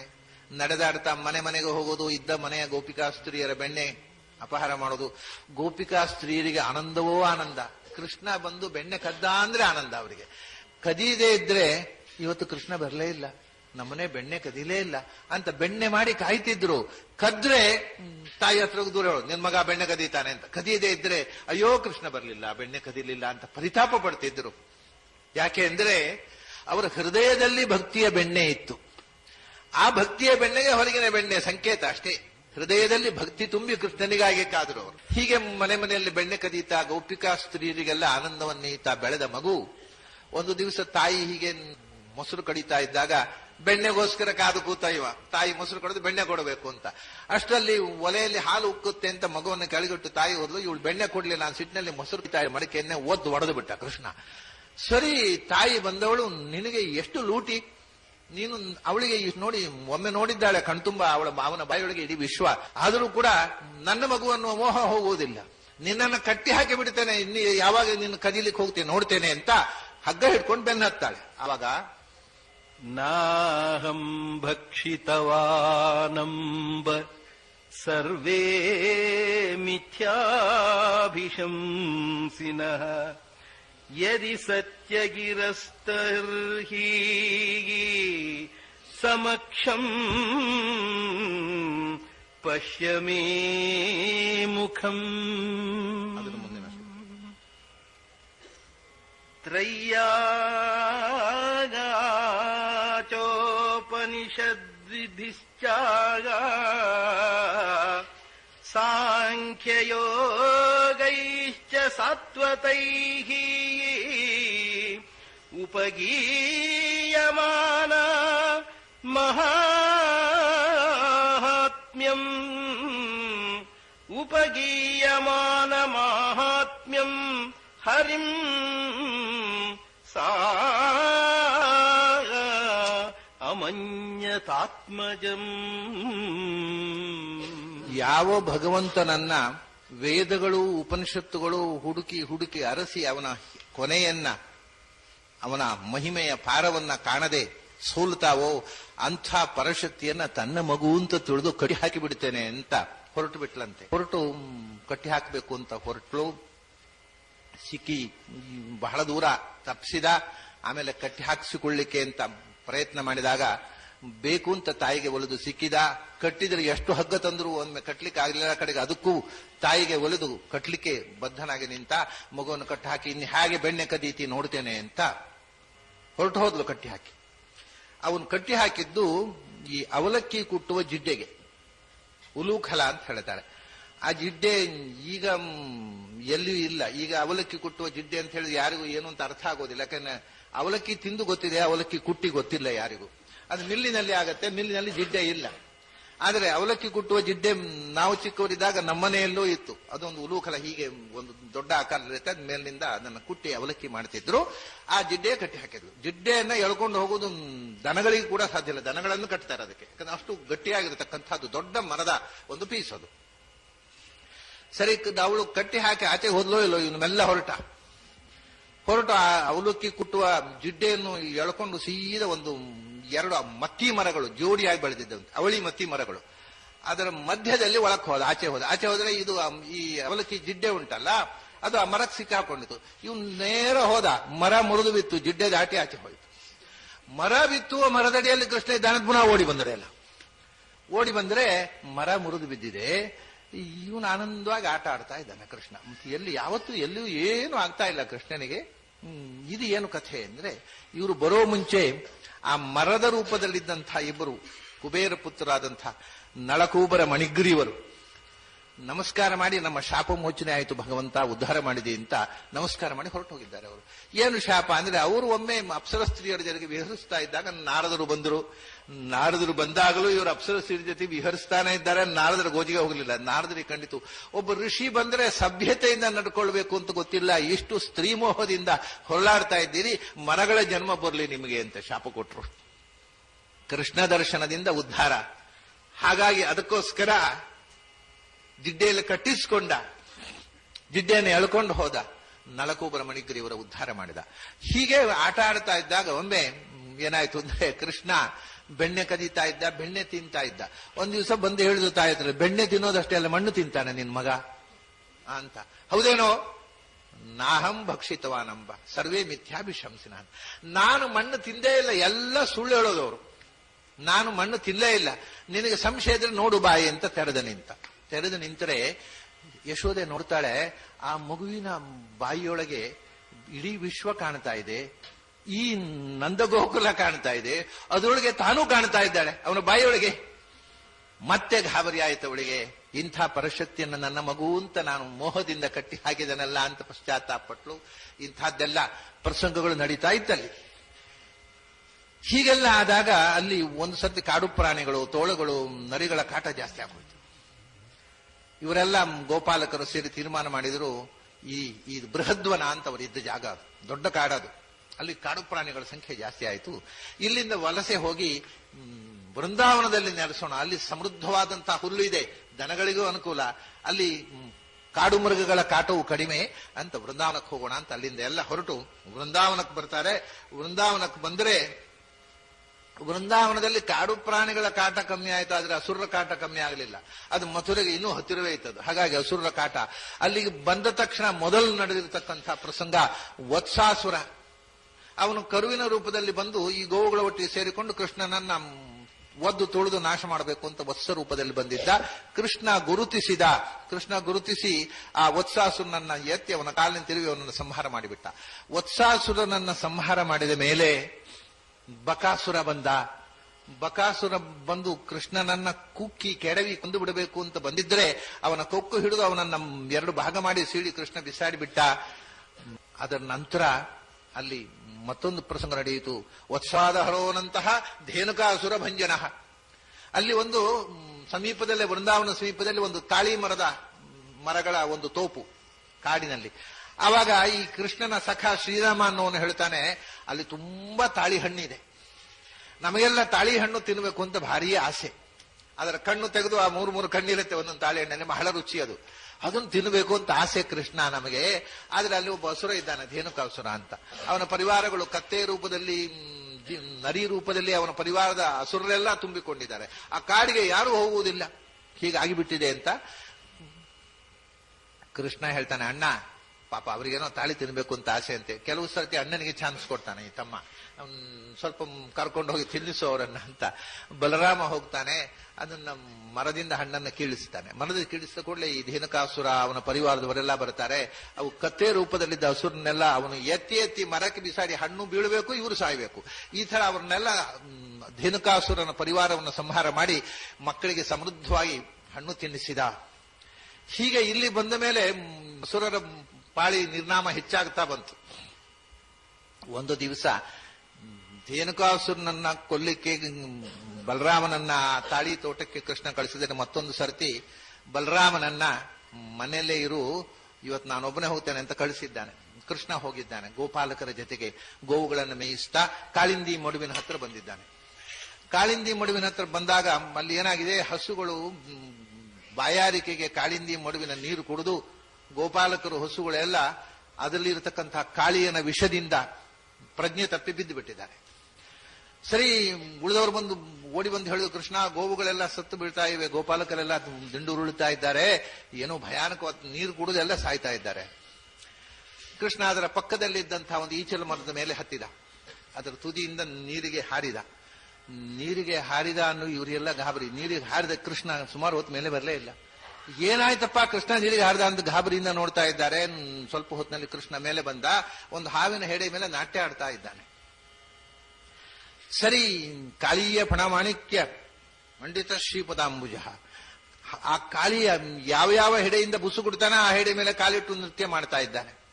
ಇದನ್ನ ನೋಡಿ ಕಾಳಿಯನ ಪತ್ನಿಯರು, ಅಲ್ಲಿ ನಾಗಸ್ತ್ರೀಯರು ಭಗವಂತನನ್ನ ಸ್ತೋತ್ರ ಮಾಡ್ತಾರೆ. ಅನುಗ್ರಹೋಯಂ ಭವತಾ ಕೃತೋ ಹಿ ನೋ ದಂಡೋ ಅಸತಾಂ ತೇ ಖಲು ಕಲ್ಮಷಾಪಃ ಯದ್ದಂದಶೂಕತ್ವಂ ಅಮುಷ್ಯ ದೇಹಿನಃ ಕ್ರೋಧೋ ಹಿ ತೇ ಅನುಗ್ರಹ ಏವ ಸಮ್ಮತಃ. ಭಗವಂತನು ಕೋಪಿಸಿಕೊಂಡ್ರೂ ಅದು ಅನುಗ್ರಹ ನಮಗೆ. ನೀನು ಕೊಟ್ಟ ಶಿಕ್ಷೆಯೂ ಅದು ನಮಗೆ ಶಿಕ್ಷಣ. ನಿನ್ನ ಪಾದಸ್ಪರ್ಶ ಆಯ್ತಲ್ಲ ಕಾಳಿಯನಿಗೆ, ನಮ್ಮ ಮೇಲೆ ನಾವು ಈ ಸರ್ಪಯೋನಿಯಲ್ಲಿ ಹುಟ್ಟಿ ಏನೋ ದುಃಖ ಅನುಭವಿಸ್ತಾ ಇರತಕ್ಕಂಥ ಜೀವಗಳಿಗೆ ಪರಮಾನುಗ್ರಹ ಮಾಡಿದೆ ನೀನು. ನಿನ್ನ ಅನುಗ್ರಹ ನಾವು ಉದ್ಧಾರ ಆದೆವು ಅಂತ ನಾಗಸ್ತ್ರೀಯರು ಪ್ರಾರ್ಥನೆ ಮಾಡ್ತಾರೆ. ಕೃಷ್ಣ ಹೇಳ್ತಾನೆ, ಇಲ್ಲಿ ಗೋವುಗಳಿಗೆ ಹಿಂಸೆ ಆಗತ್ತೆ, ನೀನು ಈ ನೀರಿನಲ್ಲಿದ್ದು ನಿನ್ನ ವಿಷಜ್ವಾಲೆಯನ್ನು ಇಲ್ಲಿ ಬಿಡಬೇಡ. ನೀನು ಬಂದಿರತಕ್ಕಂಥ ತಾಣ ಸಮುದ್ರ ತೀರದ ರಮಣ ದ್ವೀಪಕ್ಕೆ ಮರಳಿ ಹೋಗು. ಅಲ್ಲಿ ಗರುಡ ಹಿಡಿತಾನೆ ಅಂತ ಹೆದರಿ ಇಲ್ಲಿ ಬಂದಿದ್ದಿ. ನನ್ನ ಪಾದಸ್ಪರ್ಶ ನಿನ್ನ ತಲೆಯ ಮೇಲೆ ಇದೆ, ಇನ್ನು ಗರುಡ ಮುಟ್ಟೋಲ್ಲ ನಿನ್ನನ್ನು ಅಂತ ಅವನನ್ನ ಸಮುದ್ರ ತೀರದ ರಮಣ ದ್ವೀಪಕ್ಕೆ ಕಳಿಸಿ ಈ ಸರೋವರದಲ್ಲಿ ಯಾವ ವಿಷವೂ ಇರದಂತೆ ಮಾಡಿ ಆ ಗೋವುಗಳು ಮತ್ತೆ ನಿರಾತಂಕವಾಗಿ ಪಾನ ಮಾಡುವಂತೆ ಮಾಡಿದ. ಸತ್ತು ಬಿದ್ದಂತಹ ಗೋವುಗಳನ್ನು ಗೋಪಾಲಕರನ್ನ ತನ್ನ ದೃಷ್ಟಿಪಾತದಿಂದ ಎಬ್ಬಿಸಿದ. ಇಷ್ಟಾಗುವಾಗ ಕೃಷ್ಣ ಏನೋ ಗಾಬರಿ ಆಗಿದೆ, ಕೃಷ್ಣ ಮಡುವೆ ಹಾರಿದ್ದಾನೆ ಅಂತ ಸುದ್ದಿ ಇಲ್ಲಿ ಬಂದ್ಬಿಟ್ಟಿದೆ. ಎಲ್ಲ ಹೊರಟು ಬಿಟ್ಟಿದ್ದಾರೆ ಗೋಪಾಲಕರು. ಯಶೋದೆ, ನಂದಗೋಪ, ಬಲರಾಮ ಹೇಳ್ತಾನೆ, ಸುಮ್ಮನೆ ಕೂಡ್ರಿ, ಅವನು ಏನು ಅಂತ ನಿಮಗೆ ಗೊತ್ತಿಲ್ಲ, ನನಗೆ ಗೊತ್ತಿದೆ, ಅವ್ನು ನೀರಿಗೆ ಹಾರ ಬರ್ತಾನೆ ಮೇಲೆ, ಗಡಿಬಿಡಿ ಮಾಡ್ಬಿಟ್ರಿ ಅಂತ ಬಲರಾಮ ಹೋಗ್ಲಿ ಸಮಾಧಾನ ಹೇಳ್ತಾನೆ. ಆದರೂ ಇವರು ಹೆದರಿ ಬಂದಾಗ ಕೃಷ್ಣ ಮೇಲಕ್ಕೆ ಬಂದಿದ್ದಾನೆ. ಅವತ್ತು ರಾತ್ರಿ ಅಲ್ಲೇ ವಾಸ್ತವ್ಯ ಮಾಡ್ತಾರೆ. ಅಲ್ಲೇ ವಾಸ್ತವ್ಯ ಮಾಡಿದಾಗ ರಾತ್ರಿ ಒಂದು ಕಾಳ್ಗಿಜ್ಜು ತುಂಬಿ ಬಂದು ಸುತ್ತ ಕಾಳ್ಗಿಜ್ಜು ತುಂಬಿ ಬಿಡುತ್ತೆ. ಗೋಪಾಲಕರು ಬಂದು, ಕೃಷ್ಣ ಗೋವುಗಳೆಲ್ಲ ಕಾಳ್ಗಿಚ್ಚಿ ಸಿಗ್ತಾ ಇದ್ದಾವೆ, ಸುತ್ತ ಕಾಳ್ಗಿಚ್ಚು ಹಬ್ಬಿದೆ, ನಾವು ಏನ್ ಮಾಡ್ಬೇಕು ಅಂತ. ನೀವೇನು ಮಾಡಬೇಡ, ಕಣ್ಮುಚ್ಚಿಕೊಳ್ಳಿ ಇಂದ ಕೃಷ್ಣ. ಸರಿ, ಕಣ್ಮುಚ್ಚಿ ಕೂತ್ಕೊಂಡ್ರು. ಇವನು ಮುಖಾದಗ್ನಿಶ್ಚ ಇಂದ್ರಶ್ಚಾಗ್ನಿಶ್ಚ, ಭಗವಂತನ ಮುಖದಿಂದ ಅಗ್ನಿ ಹುಟ್ಟಿದ್ದು ಅನ್ನೋದನ್ನು ತೋರಿಸುವುದಕ್ಕೋಸ್ಕರ ಅಗ್ನಿಯನ್ನ ತಾನು ಮುಖದಲ್ಲಿ ಸ್ವೀಕಾರ ಮಾಡಿದ, ಪಾನ ಮಾಡಿದ. ಕಣ್ ತೆರೆಯಿರಿಯಿಂದ, ಕಾಳ್ಗಿಚ್ಚಿ ಇಲ್ಲ. ಹೀಗೆ ಗೋವುಗಳನ್ನು ರಕ್ಷಣೆ ಮಾಡಿ ಸಂತೋಷದಿಂದ ಅವರು ಮರಳಿದರು. ಆಮೇಲೆ ಮತ್ತೊಮ್ಮೆ ಗೋಪಾಲಕರ ಜೊತೆ ಸೇರಿಕೊಂಡು ಗೋಪಾಲಕರ ವೇಷದಿಂದ ಗೋಪಾಲಕರ ಅಪಹಾರ ಮಾಡಲಿಕ್ಕೆ ಪ್ರಯತ್ನ ಮಾಡಿದಂತಹ ಪ್ರಳಂಬಾಸುರನನ್ನು ಬಲರಾಮನ ಕೈಯಲ್ಲಿ ಕೊಲ್ಲಿಸಿದ. ಆಮೇಲೆ ಮತ್ತೊಮ್ಮೆ ಕಾಳ್ಗಿಚ್ಚು ಮುಂಜಾಟುವೆಯಲ್ಲಿ ಬಂತು, ಅದನ್ನು ಕೂಡ ಪರಿಹಾರ ಮಾಡಿ 2 ಬಾರಿ ಅಗ್ನಿಪಾನ ಮಾಡಿದ್ದಾನೆ ಕೃಷ್ಣ. ಹೀಗೆ ಆಗ್ತಾ ಇದ್ದಾಗ ಅಲ್ಲಿಂದ ಮಳೆಗಾಲ ಬಂದು ಗ್ರೀಷ್ಮ ಋತು, ಶರದೃತು ಬಂತು. ಕೃಷ್ಣನಿಗೆ ಸಂತೋಷವೋ ಸಂತೋಷ, ಆನಂದವಾಗಿ ಕಾಡಿನಲ್ಲಿ ಗೋವುಗಳನ್ನು ಮೇಯಿಸ್ತಾ ವೇಣುಗಾನ ಮಾಡ್ಲಿಕ್ಕೆ ಪ್ರಾರಂಭ ಮಾಡಿದ. ಆ ವೇಣುಗಾನ ಮಾಡಿದ್ದನ್ನ ಕೇಳಿದಂಥ ಗೋಪಿಕಾ ಸ್ತ್ರೀಯರು ಆ ನಾದಕ್ಕೆ ಹುಚ್ಚು ಕಟ್ಟಿ ಆ ವೇಣುಗಾನ ಕೇಳಿದಲ್ಲಿಗೆ ಓಡಿದರಂತೆ. ಆ ಗಾನದ ಬಗ್ಗೆ ಹೇಳ್ತಾರೆ ಗೋಪಿಕಾ ಸ್ತ್ರೀಯರು. ಗೋಪ್ಯಃ ಕಿಮಾಚರದಯಂ ಕುಶಲಂ ಸ್ಮ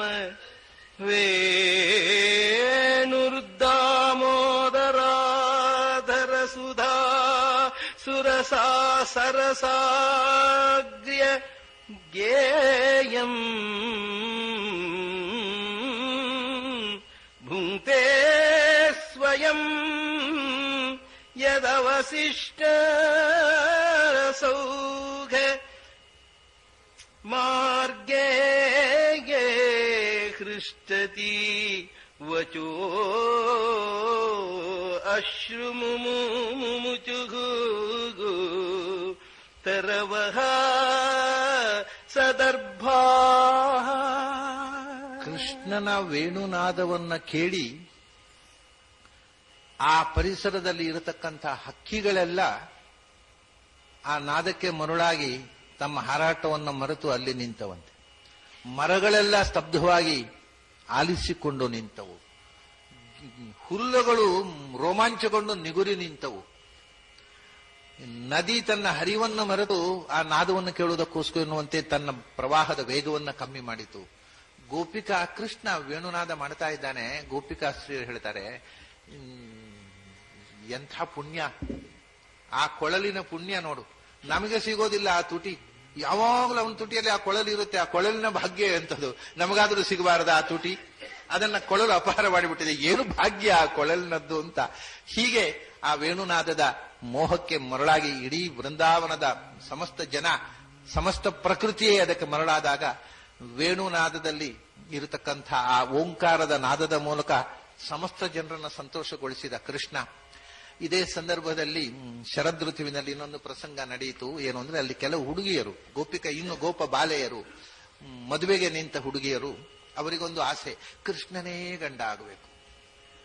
ಅದಕ್ಕೋಸ್ಕರ ಅವರು ಕಾತ್ಯಾಯನಿ ವ್ರತವನ್ನ, ಕಾತ್ಯಾಯನಿ ಅಲ್ಲ ಕಾತ್ಯಾಯನಿ ವ್ರತವನ್ನ ಮಾಡಿದರು. ಕಾತ್ಯಾಯನಿಯನ್ನ ಆರಾಧನೆ ಮಾಡಿ ಪೂಜೆ ಮಾಡಿ ನಮಗೆ ಕೃಷ್ಣನೇ ಗಂಡನಾಗಬೇಕು ಅನ್ನೋದು ಅವರೊಂದು ಪ್ರಾರ್ಥನಾ ಶ್ಲೋಕ. ಕಾರ್ತ್ಯಾಯನಿ ಮಹಾಮಾಯೇ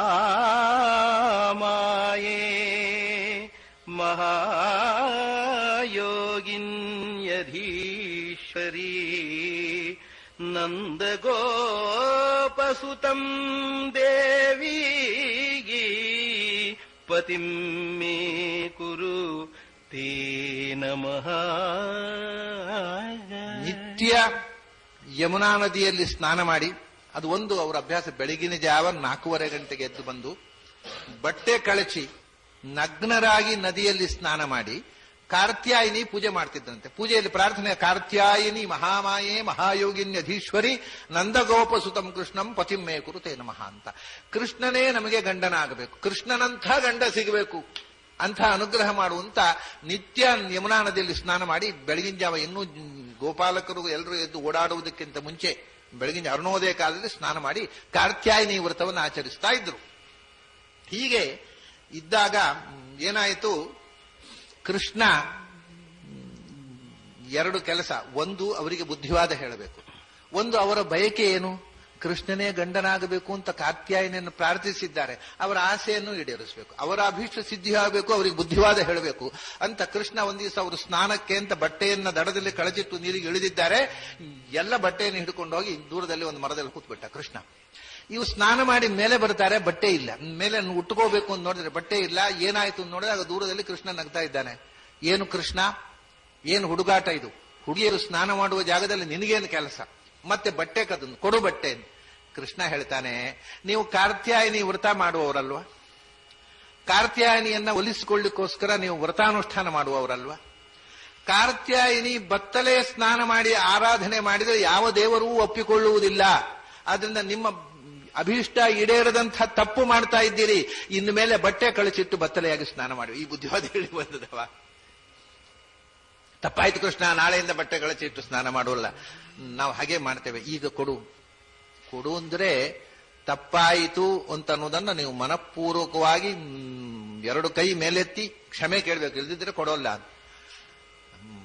ಒಳ್ಳೆ ಮಾತಿನಲ್ಲಿ ಕೊಡು, ಇಲ್ದಿದ್ರೆ ಕಂಸನಿಗೆ ಹೇಳ್ತೇವೆ. ಆಯ್ತು ಹೇಳಿ ಬನ್ನಿ ಆಮೇಲೆ ಕೊಡ್ತೇನೆ. ಹೋಗುದು ಹೇಗೆ? ಒಳ್ಳೆ ಕಷ್ಟ ಆಯ್ತಲ್ಲ. ಕೃಷ್ಣ ಆಯ್ತು ಕಂಸನ ಹತ್ರ ಹೇಳಿ ಬನ್ನಿ ಆಮೇಲೆ ಕೊಡ್ತೀನಿ. ಇಲ್ಲಪ್ಪ ಕೃಷ್ಣ ತಪ್ಪಾಯ್ತು, ಸರ್ವಾಪರಾಧ ಆಯ್ತು. ಸರ್ವಾಪರಾಧ ಆಯ್ತು ಅನ್ನೋದನ್ನ ಪೂರ್ತಿ ಮೇಲಕ್ಕೆ ಬಂದು ಕೈಯನ್ನ ಮೇಲೆತ್ತಿ ಕೈ ಜೋಡಿಸಿ ಪ್ರಾರ್ಥಿಸಬೇಕು. ಯಾಕೆಂದ್ರೆ ದೇವರ ಮುಂದೆ ಯಾರು ಬತ್ತಲ ಆಗುವುದಿಲ್ಲ, ಅವರ ಮುಂದೆ ದೇವರು ಬತ್ತಲ ಆಗುವುದಿಲ್ಲ. ಯಮೇ ವೈಷ ವೃಣುತೆ ತೇನ ಲಭ್ಯ ತಶೇಷ ಆತ್ಮ ವಿವೃಣತೆ ತನುಂ ಸ್ವಾಂ. ನಾವು ದೇವರ ಮುಂದೆ ಮುಚ್ಚಿಕೊಂಡ್ರೆ ದೇವರು ನಮ್ಮ ಮುಂದೆ ಮುಚ್ಚಿಕೊಂಡೇ ಇರ್ತಾನೆ. ಆದ್ರಿಂದ ದೇವರ ಮುಂದೆ ನಾವು ಬತ್ತಲಾಗಬೇಕು ಅನ್ನುವ ಸಂದೇಶಕ್ಕೋಸ್ಕರ ಕೃಷ್ಣ ಹೇಗೆ ಮಾಡಿದ. ಒಳಗೂ ಹೊರಗೂ ತುಂಬಿರುವ ಮುಂದೆ ಮುಚ್ಚಿಕೊಳ್ಳುವುದೇನನ್ನ, ಅದರಿಂದ ನನ್ನ ಮುಂದೆ ಮುಚ್ಚಿಕೊಳ್ಳಬೇಡಿ, ನನ್ನ ಮುಂದೆ ಬತ್ತಲಾಗಿ ನಾನು ನಿಮ್ಮ ಮುಂದೆ ಬತ್ತಲಾಗ್ತೇನೆ. ಹೀಗೆ ಅವರು ಬಯಸಿದ್ದೇನು? ಕೃಷ್ಣ ಗಂಡ ಆಗಬೇಕು ಅಂತ. ಅಂದ್ರೆ ಕೃಷ್ಣನ ಮುಂದೆ ಬತ್ತಲಾಗಬೇಕು ಅಂತ ಬಯಸಿದ್ದಲ್ವ? ಆ ಅಪೇಕ್ಷೆಯನ್ನು ಈಡೇರಿಸಿದ, ಅವರ ಅಭಿಷ್ಟವನ್ನು ಈಡೇರಿಸಿದ, ಅವರಿಗೆ ಧರ್ಮಬೋಧನೆಯನ್ನು ಮಾಡಿದ. ಅವರು ಕ್ಷಮೆ ಕೇಳಿದ ಬಟ್ಟೆಯನ್ನು ಕೊಟ್ಟು ಹೊರಟು ಬಂದು ಬಿಟ್ಟ. ಬಟ್ಟೆ ಕೊಟ್ಟ, ಅವರಿಗೆ ಸಂಸಾರದಿಂದ ಉದ್ಧಾರ ಆಗುವ ಬಟ್ಟೆಯನ್ನೇ ಕೊಟ್ಟ. ಬಟ್ಟೆ ಅಂದ್ರೆ ಕನ್ನಡದ ದಾರಿ, ಸಂಸಾರದ ಉದ್ಧಾರದ ಬಟ್ಟೆಯನ್ನು ಕೊಟ್ಟು ಬಿಟ್ಟ. ಸರಿ, ಹೀಗೆ ಗೋಪಿ ವಸ್ತ್ರಾಪಹಾರಕನಾಗಿ ಒಂದು ಅಧ್ಯಾತ್ಮದ ಸಂದೇಶವನ್ನು ಪ್ರತಿಯೊಂದು ಕ್ರಿಯೆ ಹಿಂದೆ, ಬೆಣ್ಣೆ ಕದ್ರೆ ಭಕ್ತಿಯ ಬೆಣ್ಣೆ, ಇದು ಭಗವಂತನ ಮುಂದೆ ಮುಚ್ಚಿಕೋಬೇಡ ಬತ್ತಲಾಗು ಅನ್ನುವ ಸಂದೇಶ. ಒಂದೊಂದು ಲೀಲೆಯ ಹಿಂದೆಯೂ ಒಂದು ಅತ್ಯಂತ ಅದ್ಭುತವಾದ ವೇದ ಸಂದೇಶ, ಅಧ್ಯಾತ್ಮ ಸಂದೇಶವನ್ನು ತುಂಬಿ ಲೀಲೆಯನ್ನಾಡಿದ. ಅದರ ನಂತರ ಒಂದ್ಸರ್ತಿ ಗೋವುಗಳನ್ನ ಮೇಯಿಸಿಕೊಂಡು ಗೋಪಾಲಕರ ಜೊತೆಗೆ ಮಧ್ಯಾಹ್ನದ ಬಿಸಿಲಲ್ಲಿ ಗೋವುಗಳನ್ನು ಮೇಯಿಸ್ತಾ ಇದ್ದ. ಗೋಪಾಲಕರು ಹೇಳಿದರು, ಕೃಷ್ಣ ನಮಗೆ ಹಸಿವಾಗತ್ತೆ, ಏನ್ ಮಾಡೋದೋ ಗೊತ್ತಿಲ್ಲ. ಹೌದಾ, ನೋಡಿ ಅಲ್ಲಿ ದೂರದಲ್ಲಿ ಅಗ್ರಹಾರ ಇದೆ. ಆ ಅಗ್ರಹಾರದಲ್ಲಿ ಹೋಮ ನಡೀತಾ ಇದೆ. ಇವತ್ತು ವಿಶೇಷ ಕಾರ್ಯಕ್ರಮ, ಅಲ್ಲೆಲ್ಲ ಹೋಮ ಮಾಡಿ ಆಚರಣೆ ಮಾಡ್ತಾ ಇದ್ದಾರೆ, ಒಂದು ಆರಾಧನೆ ನಡೀತಾ ಇದೆ, ಒಳ್ಳೆ ಅಡಿಗೆ ನಡೆದಿದೆ. ಅಲ್ಲಿ ಹೋಗ್ರಿ, ಕೇಳ್ರಿ, ಕೃಷ್ಣ ಹೇಳಿದ್ದಾನೆ ಹೇಳ್ರಿ, ಕೊಡ್ತಾರೆ, ಏನಾದ್ರು ತಗೊಂಡು ಬಂದು ತಿನ್ರಿ. ಸೀದಾ ಹೋದ್ರು ಗೋಪಾಲಕರು, ಮನೆ ಎದುರುಗಡೆ ಹೋದ್ರು. ಅಲ್ಲಿ ಹೋಮ ಕಾರ್ಯ ನಡೀತಾ ಇದೆ. ಏನು ಅಂದ್ರು ಅಲ್ಲಿ ಗಂಡಸರೆಲ್ಲ ಹೋಮ ಕೂತವ್ರು. ಏನಿಲ್ಲ, ಕೃಷ್ಣ ಹೇಳಿದ ನಮಗೆ ಹಸಿವಾಗಿದೆ, ಏನಾದ್ರು ಕೊಡ್ಬೇಕಂತೆ. ಇನ್ನು ಪೂರ್ಣಾಹುತಿ ಆಗ್ಲಿಲ್ಲ, ದೇವರ ಸಮರ್ಪಣೆ ಆಗ್ಲಿಲ್ಲ, ನಿಮಗೆ ಗೋಪಾಲಕರಿಗೆ ಕೊಡ್ತಾರೆ, ನಡೀರಿ ಇಲ್ಲಿ ನಾನು ಬೈದ್ಬಿಟ್ರು. ಅವ್ರು ಅವು ಪೆಚ್ಚು ಮರೆ ಆಡ್ಕೊಂಡು ಬಂದ್ರು ಹುಡುಗರು. ಏನ್ರೋ, ಏನಿಲ್ಲ, ನಾನು ಹೋಗಿ ಕೇಳಿದೆವು, ಅದು ಇನ್ನೂ ಪೂರ್ಣಾಹುತಿ ಆಗ್ಲಿಲ್ಲ, ದೇವರ ಸಮರ್ಪಣೆ ಆಗ್ಲಿಲ್ಲ, ಪೂಜೆ ಆಗ್ಲಿಲ್ಲ, ನಿಮಗೆ ಗೊಲ್ರಿ ಮೊದಲು ಕೊಡ್ತಾರೆ, ನಾನು ಬೈದು ಕಳಿಸ್ಬಿಟ್ರು ಗಂಡಸರು. ಹೌದಾ, ಗಂಡಸರ ಹತ್ರ ಯಾಕೆ ಕೇಳಿದ್ರಿ? ನೀವು ಅಡಿಗೆ ಕೋಣೆ ಹೋಗ್ರಿ ಹಿಂಬದಿಯಿಂದ, ಹೆಂಗಸರ ಹತ್ರ ಹೇಳ್ರಿ, ಅವ್ರು ಕೊಡ್ತಾರೆ ಅಂದ ಕೃಷ್ಣ. ಇವು ಪುನಃ ಬಂದು ಅಡಿಗೆ ಕೋಣೆ ಹತ್ರ ಹೋಗಿ ಹೆಂಗಸರ ಹತ್ರ ಹೇಳಿದ್ರು. ಕೃಷ್ಣ ಹೇಳಿದ. ಕೃಷ್ಣ ಹೇಳಿದನ ಅಂದ್ರು, ಅಡಿಗೆ ಮಾಡಿದ್ದನ್ನೆಲ್ಲ ಹೇಳ್ಕೊಂಡು ಬಂದ್ಬಿಟ್ರು ಹೆಂಗಸರು. ಕೃಷ್ಣ ಹೇಳಿದ ಮೇಲೆ ಇನ್ನು ಪ್ರತಿಮೆಗೆ ಪೂಜೆ ಏನು? ಸ್ವತಃ ಭಗವಂತನೇ ಕೇಳಿದ ಅಂತ ಎಲ್ಲ ಅಡಿಗೆ ಮಾಡಿದ್ದನ್ನು ಹಿಡ್ಕೊಂಡು ಬಂದು ಕೃಷ್ಣನ ಮುಂದೆ ಇಟ್ರು. ಕೃಷ್ಣ ಹೇಳಿದ, ನೋಡಿ, ಮಡಿ ಮಡಿ ಅಂತ ಪೂಜೆ ಮಾಡುವವರಿಗೆ ಗೊತ್ತಿರೋದಿಲ್ಲ ದೇವರು ಅಂತ. ಪಾಪ ಪೂಜೆ ಮಾಡದೆ ಪೂಜೆಗೆ ಪರಿಕರ ಒದಗಿಸಿ ದೂರ ದೂರದಲ್ಲೇ ಇದ್ದು ಕೈ ಮುಗಿಯುವವರಿಗೆ ಕೃಷ್ಣ ಹೆಚ್ಚು ಅರ್ಥವಾಗಿದ್ದಾನೆ. ನೋಡಿದ್ರ, ಅನೇಕ ಮಂದಿಗೆ ತಮ್ಮ ಆಚರಣೆಯ ಅಜ್ಞಾನವೇ ಸಂಪ್ರದಾಯ ಆಗ್ಬಿಡೋದು. ತಪ್ಪು ತಿಳುವಳಿಕೆಗಳನ್ನೇ ಸಂಪ್ರದಾಯ ಅಂತ ಮಾಡಿಕೊಂಡು ದೇವರು ಮೆಚ್ಚದ ಕೆಲಸವನ್ನು ಮಾಡಿಕೊಂಡೇ ಮಹಾಸಂಪ್ರದಾಯವಾದಿಗಳು ಅಂತ ಬದುಕಿ ಬಿಡ್ತಾರೆ. ಅದಕ್ಕೆ ಇವರು ಉದಾಹರಣೆ ನೋಡಿ. ಗಂಡಸರಿಗೆ ಅರ್ಥ ಆಗದ್ದ ಹೆಣ್ಮಕ್ಳಿಗೆ ಅರ್ಥ ಆಯಿತು. ಯಾಕೆಂದ್ರೆ ಗಂಡಸರಲ್ಲಿ ಬೌದ್ಧಿಕತೆ ಜಾಸ್ತಿ, ಹೆಂಗಸರಲ್ಲಿ ಹೃದಯವಂತಿಕೆ ಜಾಸ್ತಿ. ಈ ಹೃದಯವಂತಿಕೆ ಇಲ್ಲದೆ ಇದ್ರೆ ಗಂಡಸರಿಗೂ ಅರ್ಥ ಆಗೋದಿಲ್ಲ ಅಂತ ಕೃಷ್ಣ ಇದೆಲ್ಲ ಹಂಚಿಕೊಡ್ತಾನೆ. ಗೋಪಾಲಕರು ಸಂತೋಷವಾಗಿ ಊಟ ಮಾಡ್ತಾರೆ. ಆ ಸುದ್ದಿಯಲ್ಲಿ ಗಂಡಸರಿಗೆ ಹೋಯ್ತು, ಅಯ್ಯೋ ಇಲ್ಲಿ ಸಮರ್ಪಣೆ ಆಗೋ ಮುಂಚೆ ಎಲ್ಲ ಅಡಿಗೆ ಕೃಷ್ಣನಿಗೆ ಹೋಯ್ತು ಅಂತ.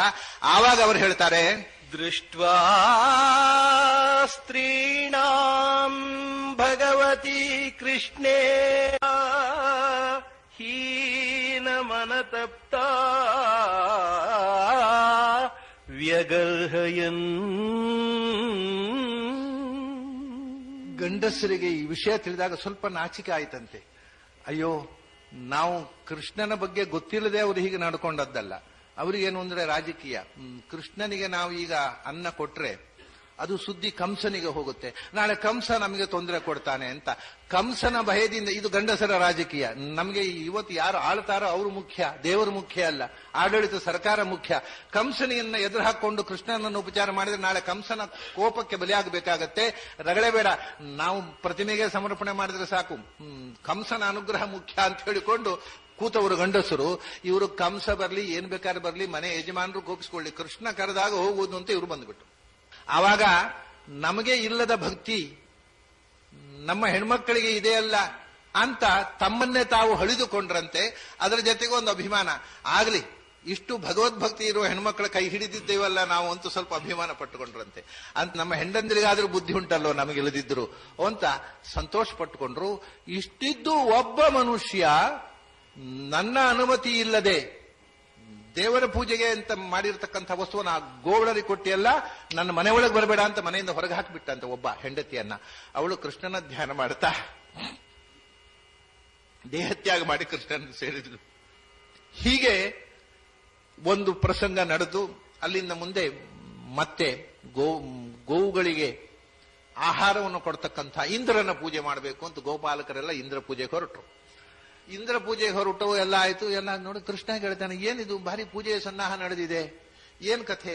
ಅದಕ್ಕೆ ಹೇಳ್ತಾರೆ, ನಮಗೆ ಇದನ್ನು ಕೊಡ್ತಾನಲ್ಲ, ಹುಲ್ಲು ಕೊಡಬೇಕು ದನಗಳಿಗೆ, ದನಗಳಿಗೆ ಬೇಕಾದಷ್ಟು ಹುಲ್ಲು, ಮಳೆ ಬರಬೇಕು, ಮಳೆ ಬಂದು ಹುಲ್ಲು ಬೆಳಿಬೇಕು, ಹುಲ್ಲು ಬೆಳೆದು ಹುಲ್ಲು ತಿಂದು ಹಾಲು ಕೊಡಬೇಕು, ಅದರಿಂದ ನಾವು ಬದುಕಬೇಕು. ಅದರಿಂದ ಮಳೆಯನ್ನು ಕೊಡ್ತಕ್ಕಂಥ ಇಂದ್ರನನ್ನು ನಾವು ಪೂಜೆ ಮಾಡ್ತೇವೆ. ಒಳ್ಳೆ ಮಳೆ ಬೆಳೆ ಆಗ್ಬೇಕಲ್ಲ ದೇಶದಲ್ಲಿ, ಅದರಿಂದ ನಮ್ಮ ಜೀವನ ನಡೀಬೇಕು, ಅದಕ್ಕೋಸ್ಕರ ಇಂದ್ರ ಪೂಜೆ ಅಂತ. ಅದಕ್ಕೆ ಕೃಷ್ಣ ಹೇಳ್ತಾನೆ, ಕಿಮಿಂದ್ರೇಣ ಇಹ ಭೂತಾನಾಂ ಸ್ವಸ್ವಕರ್ಮಾನುವರ್ತಿನಾಂ ಅನೀಶೇನಾನ್ಯಥಾ ಕರ್ತುಂ ಸ್ವಭಾವ ವಿಹಿತಂ ನೃಣಾಂ. ಕೃಷ್ಣ ಹೇಳ್ತಾನೆ, ಕೃಷ್ಣನಿಗೆ ಈಗ ಒಂದು 5-6 ವರ್ಷ ನಡೆದು 7ನೇ ವರ್ಷ, 5-6 ತುಂಬಿ 7ನೇ ವರ್ಷ ನಡೀತಾ ಇದೆ. ಕೃಷ್ಣ ಹೇಳ್ತಾನೆ, ಇಂದ್ರನ ಪೂಜೆ ಏನ್ ಮಾಡ್ತಾನೆ ಇಂದ್ರ? ನಾವು ಏನು ಮಾಡಿದ್ದೇವೋ ಅದನ್ನು ಪಡೆಯೋದು. ನಾವು ಮಾಡದೇ ಇದ್ದದ್ದನ್ನು ದೇವತೆಗಳು ಕೊಡುವುದೂ ಇಲ್ಲ, ಮಾಡದೇ ಇದ್ದದ್ದನ್ನು ಕಸಿದುಕೊಳ್ಳುವುದಿಲ್ಲ. ನಾವು ಏನನ್ನ ಜೀವನದಲ್ಲಿ ಪಡಿತೇವೆ ಅದು ನಾವು ಮಾಡಿದ್ದನ್ನ, ಹಿಂದಿನ ಜನ್ಮದಲ್ಲಿ ಮಾಡಿದ್ದನ್ನ ಈ ಜನ್ಮದಲ್ಲಿ ಪಡಿತೇವೆ. ಹಿಂದಿನ ಜನ್ಮದಲ್ಲಿ ಮಾಡದೇ ಇದ್ರೆ ಈ ಜನ್ಮದಲ್ಲಿ ಇಲ್ಲ, ಹಿಂದಿನ ಜನ್ಮದಲ್ಲಿ ಮಾಡಿದ್ರೆ ಈ ಜನ್ಮದಲ್ಲಿ ಇದೆ. ಹಿಂದಿನ ಜನ್ಮದಲ್ಲಿ ಹಸಿದು ಬಂದವನನ್ನ ಕಳಿಸಿದ್ರೆ ಈ ಜನ್ಮದಲ್ಲಿ ಹಸಿವಿನಲ್ಲಿ ಒದ್ದಾಡ್ತೇವೆ. ಹಿಂದಿನ ಜನ್ಮ ಹಸಿದು ಬಂದವನಿಗೆ ಕರೆದು ಉಪಚಾರ ಮಾಡಿ ಊಟಕ್ಕೆ ಹಾಕಿದ್ರೆ ಈ ಜನ್ಮದಲ್ಲಿ ಸಮೃದ್ಧಿಯಾದಂತಹ ಭೋಜನವನ್ನ, ಸಂಪತ್ತಿನ ಸುಖವನ್ನು ಅನುಭವಿಸ್ತೇವೆ. ನಾವು ಮಾಡಿದ್ದನ್ನ ದೇವತೆಗಳು ಕೊಡ್ತಾರೆ ಹೊರತು ದೇವತೆಗಳು ಅವರೇ ಕೂತ್ಕೊಂಡು ಅವರ ಖಯಾಲಿಯಲ್ಲಿ ಏನು ಕೊಡುವುದಿಲ್ಲ. ನಾವು ಮಾಡದೇ ಇದ್ರೆ ಇಂದ್ರ ಏನು ಮಾಡ್ತಾನೆ? ನಮ್ಮ ಕರ್ಮ, ನಮ್ಮ ಸ್ವಭಾವ, ಅದಕ್ಕೆ ಅನುಗುಣವಾಗಿ ಭಗವಂತ ಕೊಟ್ಟು ವ್ಯವಸ್ಥೆ ಮಾಡಿದ್ದನ್ನಷ್ಟೇ ಇಂದ್ರ ಒಬ್ಬ ಸಬಾರ್ಡಿನೇಟ್ ಆಫೀಸರು. ಆ ಡಿಪಾರ್ಟ್ಮೆಂಟ್ ನಲ್ಲಿ ಅವನ ಕರ್ತವ್ಯ ನಿರ್ವಹಣೆ ಮಾಡುವವನು. ಅವನು ಮಳೆ ಕೊಡದೆ ಏನ್ ಮಾಡ್ತಾನೆ? ನಿಮಗೆ ಮಳೆ ಬರಿಸುವ, ಮಳೆಯಲ್ಲಿ ಸಮೃದ್ಧವಾದ ಜೀವನ ನಡೆಸುವ ಯೋಗ ಇದ್ರೆ ಇಂದ್ರ ಮಳೆ ಕೊಡಲೇಬೇಕು. ಅದರಿಂದ ಇಂದ್ರ ಅವಾಂತರ ದೇವತೆಗಳ ಪೂಜೆ ಅಲ್ಲ, ಅವರೆಲ್ಲರಿಗೂ ನಿಯಾಮಕನಾಗಿರತಕ್ಕಂಥ ಭಗವಂತನನ್ನು ಪೂಜೆ ಮಾಡ್ರಿ. ನಿಮಗೆ ಹಾಲು ಕೊಡ್ತಕ್ಕ ಈ ಗೋವುಗಳಲ್ಲಿ ಇರತಕ್ಕಂಥ ಭಗವಂತನನ್ನು ಪೂಜೆ ಮಾಡ್ರಿ. ನಿಮಗೆ ಹುಲ್ಲು ಕೊಡ್ತಕ್ಕಂಥ ಈ ಗೋವರ್ಧನ ಪರ್ವತದಲ್ಲಿ ಇರತಕ್ಕ ಭಗವಂತನನ್ನು ಪೂಜೆ ಮಾಡ್ರಿ. ಆದ್ರಿಂದ ಅದ್ರೇಶ್ಚ ಗವಾಂ ದಯಿತೋಮುಖ ಮಹ್ಯಂಚ ದಯಿತೋಮುಖ, ಅದು ನನಗೆ ಇಷ್ಟವಾದ ಪೂಜೆ, ನಾನು ಸ್ವೀಕಾರ ಮಾಡ್ತೀನಿ.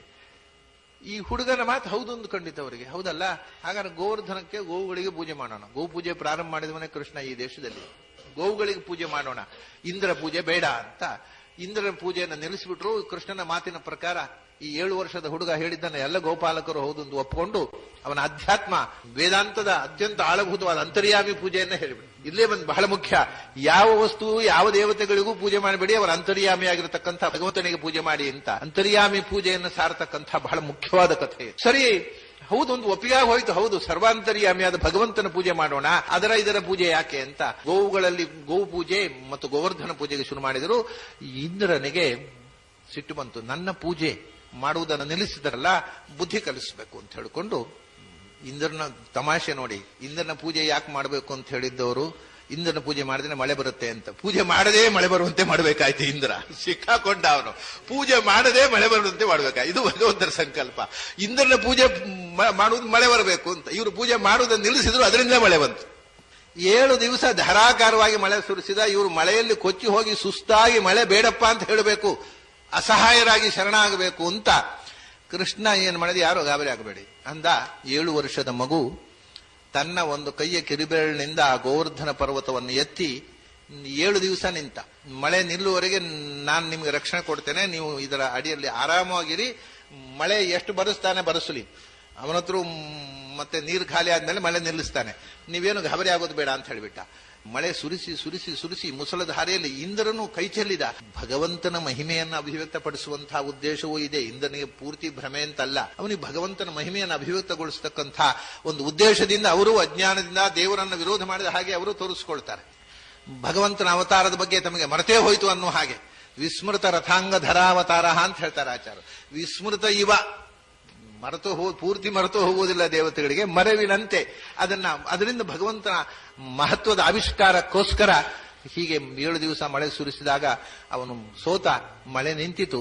ಇನ್ನು ನೀವು ಮಳೆ ಬಂತಲ್ವಾ, ಇಂದ್ರ ಪೂಜೆ ಮಾಡದೆ, ಇನ್ನು ಚೆನ್ನಾಗಿ ಯಾವಾಗಕ್ಕಿಂತ ಜಾಸ್ತಿ ಮಳೆ ಬಂದು ಯಾವಾಗಿಂತ ಜಾಸ್ತಿ ಹುಲ್ಲಾಗತ್ತೆ, ಯಾವಾಗಕ್ಕಿಂತ ಜಾಸ್ತಿ ಹಾಲು, ಹೋಗ್ರಿ ಅಂತ ಕಳಿಸಿದ. ನೀವು ಮರೆ ಹೋಗ್ರಿ ಅಂತ ಕಳಿಸಿದ ಕೃಷ್ಣ. ಅವರ ಆಚೆ ಹೋದ ತಕ್ಷಣ ಇಂದ್ರ ನಾಚಿಕೊಂಡು ಸುರಭಿಯ ಜೊತೆಗೆ ಬಂದು, ಕೃಷ್ಣ ನಾನು ಅಪರಾಧ ಮಾಡಿದೆ, ಕ್ಷಮಿಸು ಅಂತ ಸುರಭಿಯ ಕ್ಷೀರಾಭಿಷೇಕ ಮಾಡಿ ನೀನು ಗೋವುಗಳನ್ನು ರಕ್ಷಿಸಿದವ ಅಂತ ಗೋವಿಂದ ಅಂತ ನಾಮಕರಣ ಮಾಡಿದ. ಇಲ್ಲಪ್ಪ, ನಿನ್ನಿಂದ ಏನು ತಪ್ಪಾಗಿಲ್ಲ, ನೀನು ಏನು ಮಾಡಿದೆಯೋ ಅದನ್ನು ನಾನೇ ಮಾಡಿಸಿದ್ದು, ಹೋಗು ಅಂತ ಕಳಿಸಿಬಿಟ್ಟ ಕೃಷ್ಣ.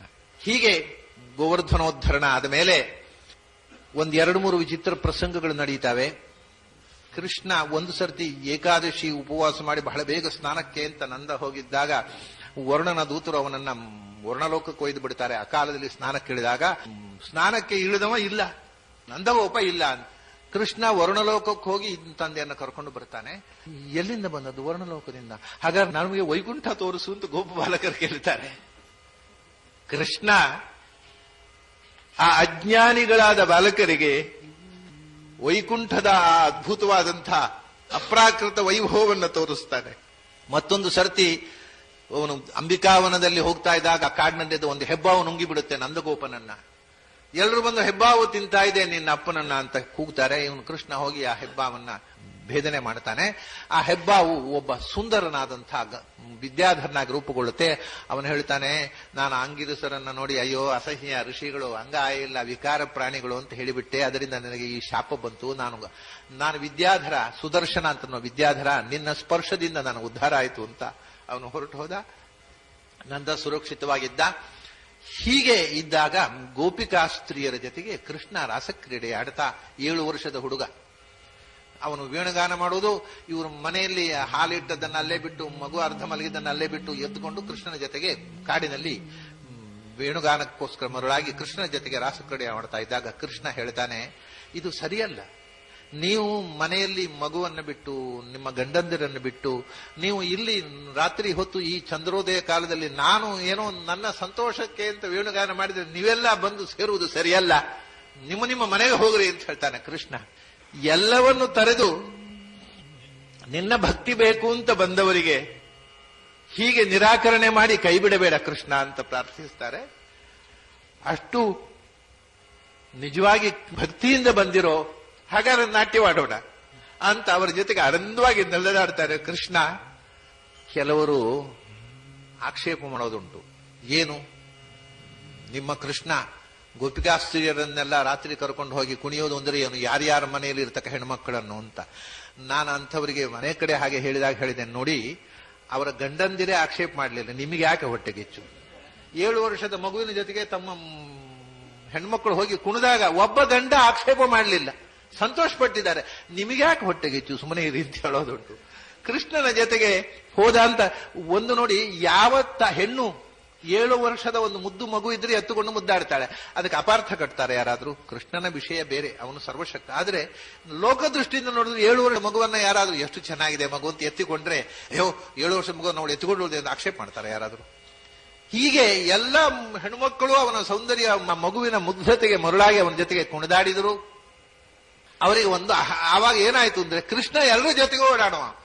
ಈ ದೇವರು ಹತ್ತಿರ ಇದ್ದಾನೆ ಅನ್ನೋದ್ರಲ್ಲೇ ಒಮ್ಮೊಮ್ಮೆ ಅಹಂಕಾರ ಬಂದು, ದೇವರು ನನಗೆ ಕೃಷ್ಣ ಯಾವಾಗಲೂ ನನಗೆ ಬಹಳ ಇಷ್ಟ, ನನ್ನ ಹತ್ರವೇ ಕೃಷ್ಣ ಇರೋದು ಅಂತ ಒಬ್ಬೊಬ್ಬ ಗೋಪಿಗೂ ಅಹಂಕಾರ ಶುರುವಾಯ್ತು. ಒಬ್ಬಳಂತೂ ಕೃಷ್ಣನನ್ನ ಎಲ್ಲಿ ತನಕ ಅಂದ್ರೆ, ನನಗೆ ನಡೀಲಿಕ್ಕೆ ಮುಳ್ಳು ಕಂತುತ್ತೆ, ನನ್ನನ್ನು ಎತ್ಕೊಂಡು ಹೋಗಿ ಶುರು ಮಾಡಿದ್ಲು, ಕೃಷ್ಣ ಎತ್ಕೊಂಡು ಹೋಗ್ಬೇಕು ಅಂತ. ಇಲ್ಲಿ ತನಕ ಕೃಷ್ಣನ ಸಾಮೀಪ್ಯದಿಂದ ಒಂದು ರೀತಿಯ ಅಹಂಕಾರ ಬಂದು ಹೋಯ್ತು. ಆವಾಗ ಕೃಷ್ಣ ಇವರಿಗೆ ಬುದ್ಧಿ ಕಲಿಸ್ಬೇಕು, ನಾನು ಹತ್ತಿರ ಇದ್ರೆ ಇವರಿಗೆ ಅಹಂಕಾರ ಜಾಸ್ತಿ ಆಗುತ್ತೆ ಅಂತ ಅದೃಶ್ಯನಾಗ್ಬಿಟ್ಟ.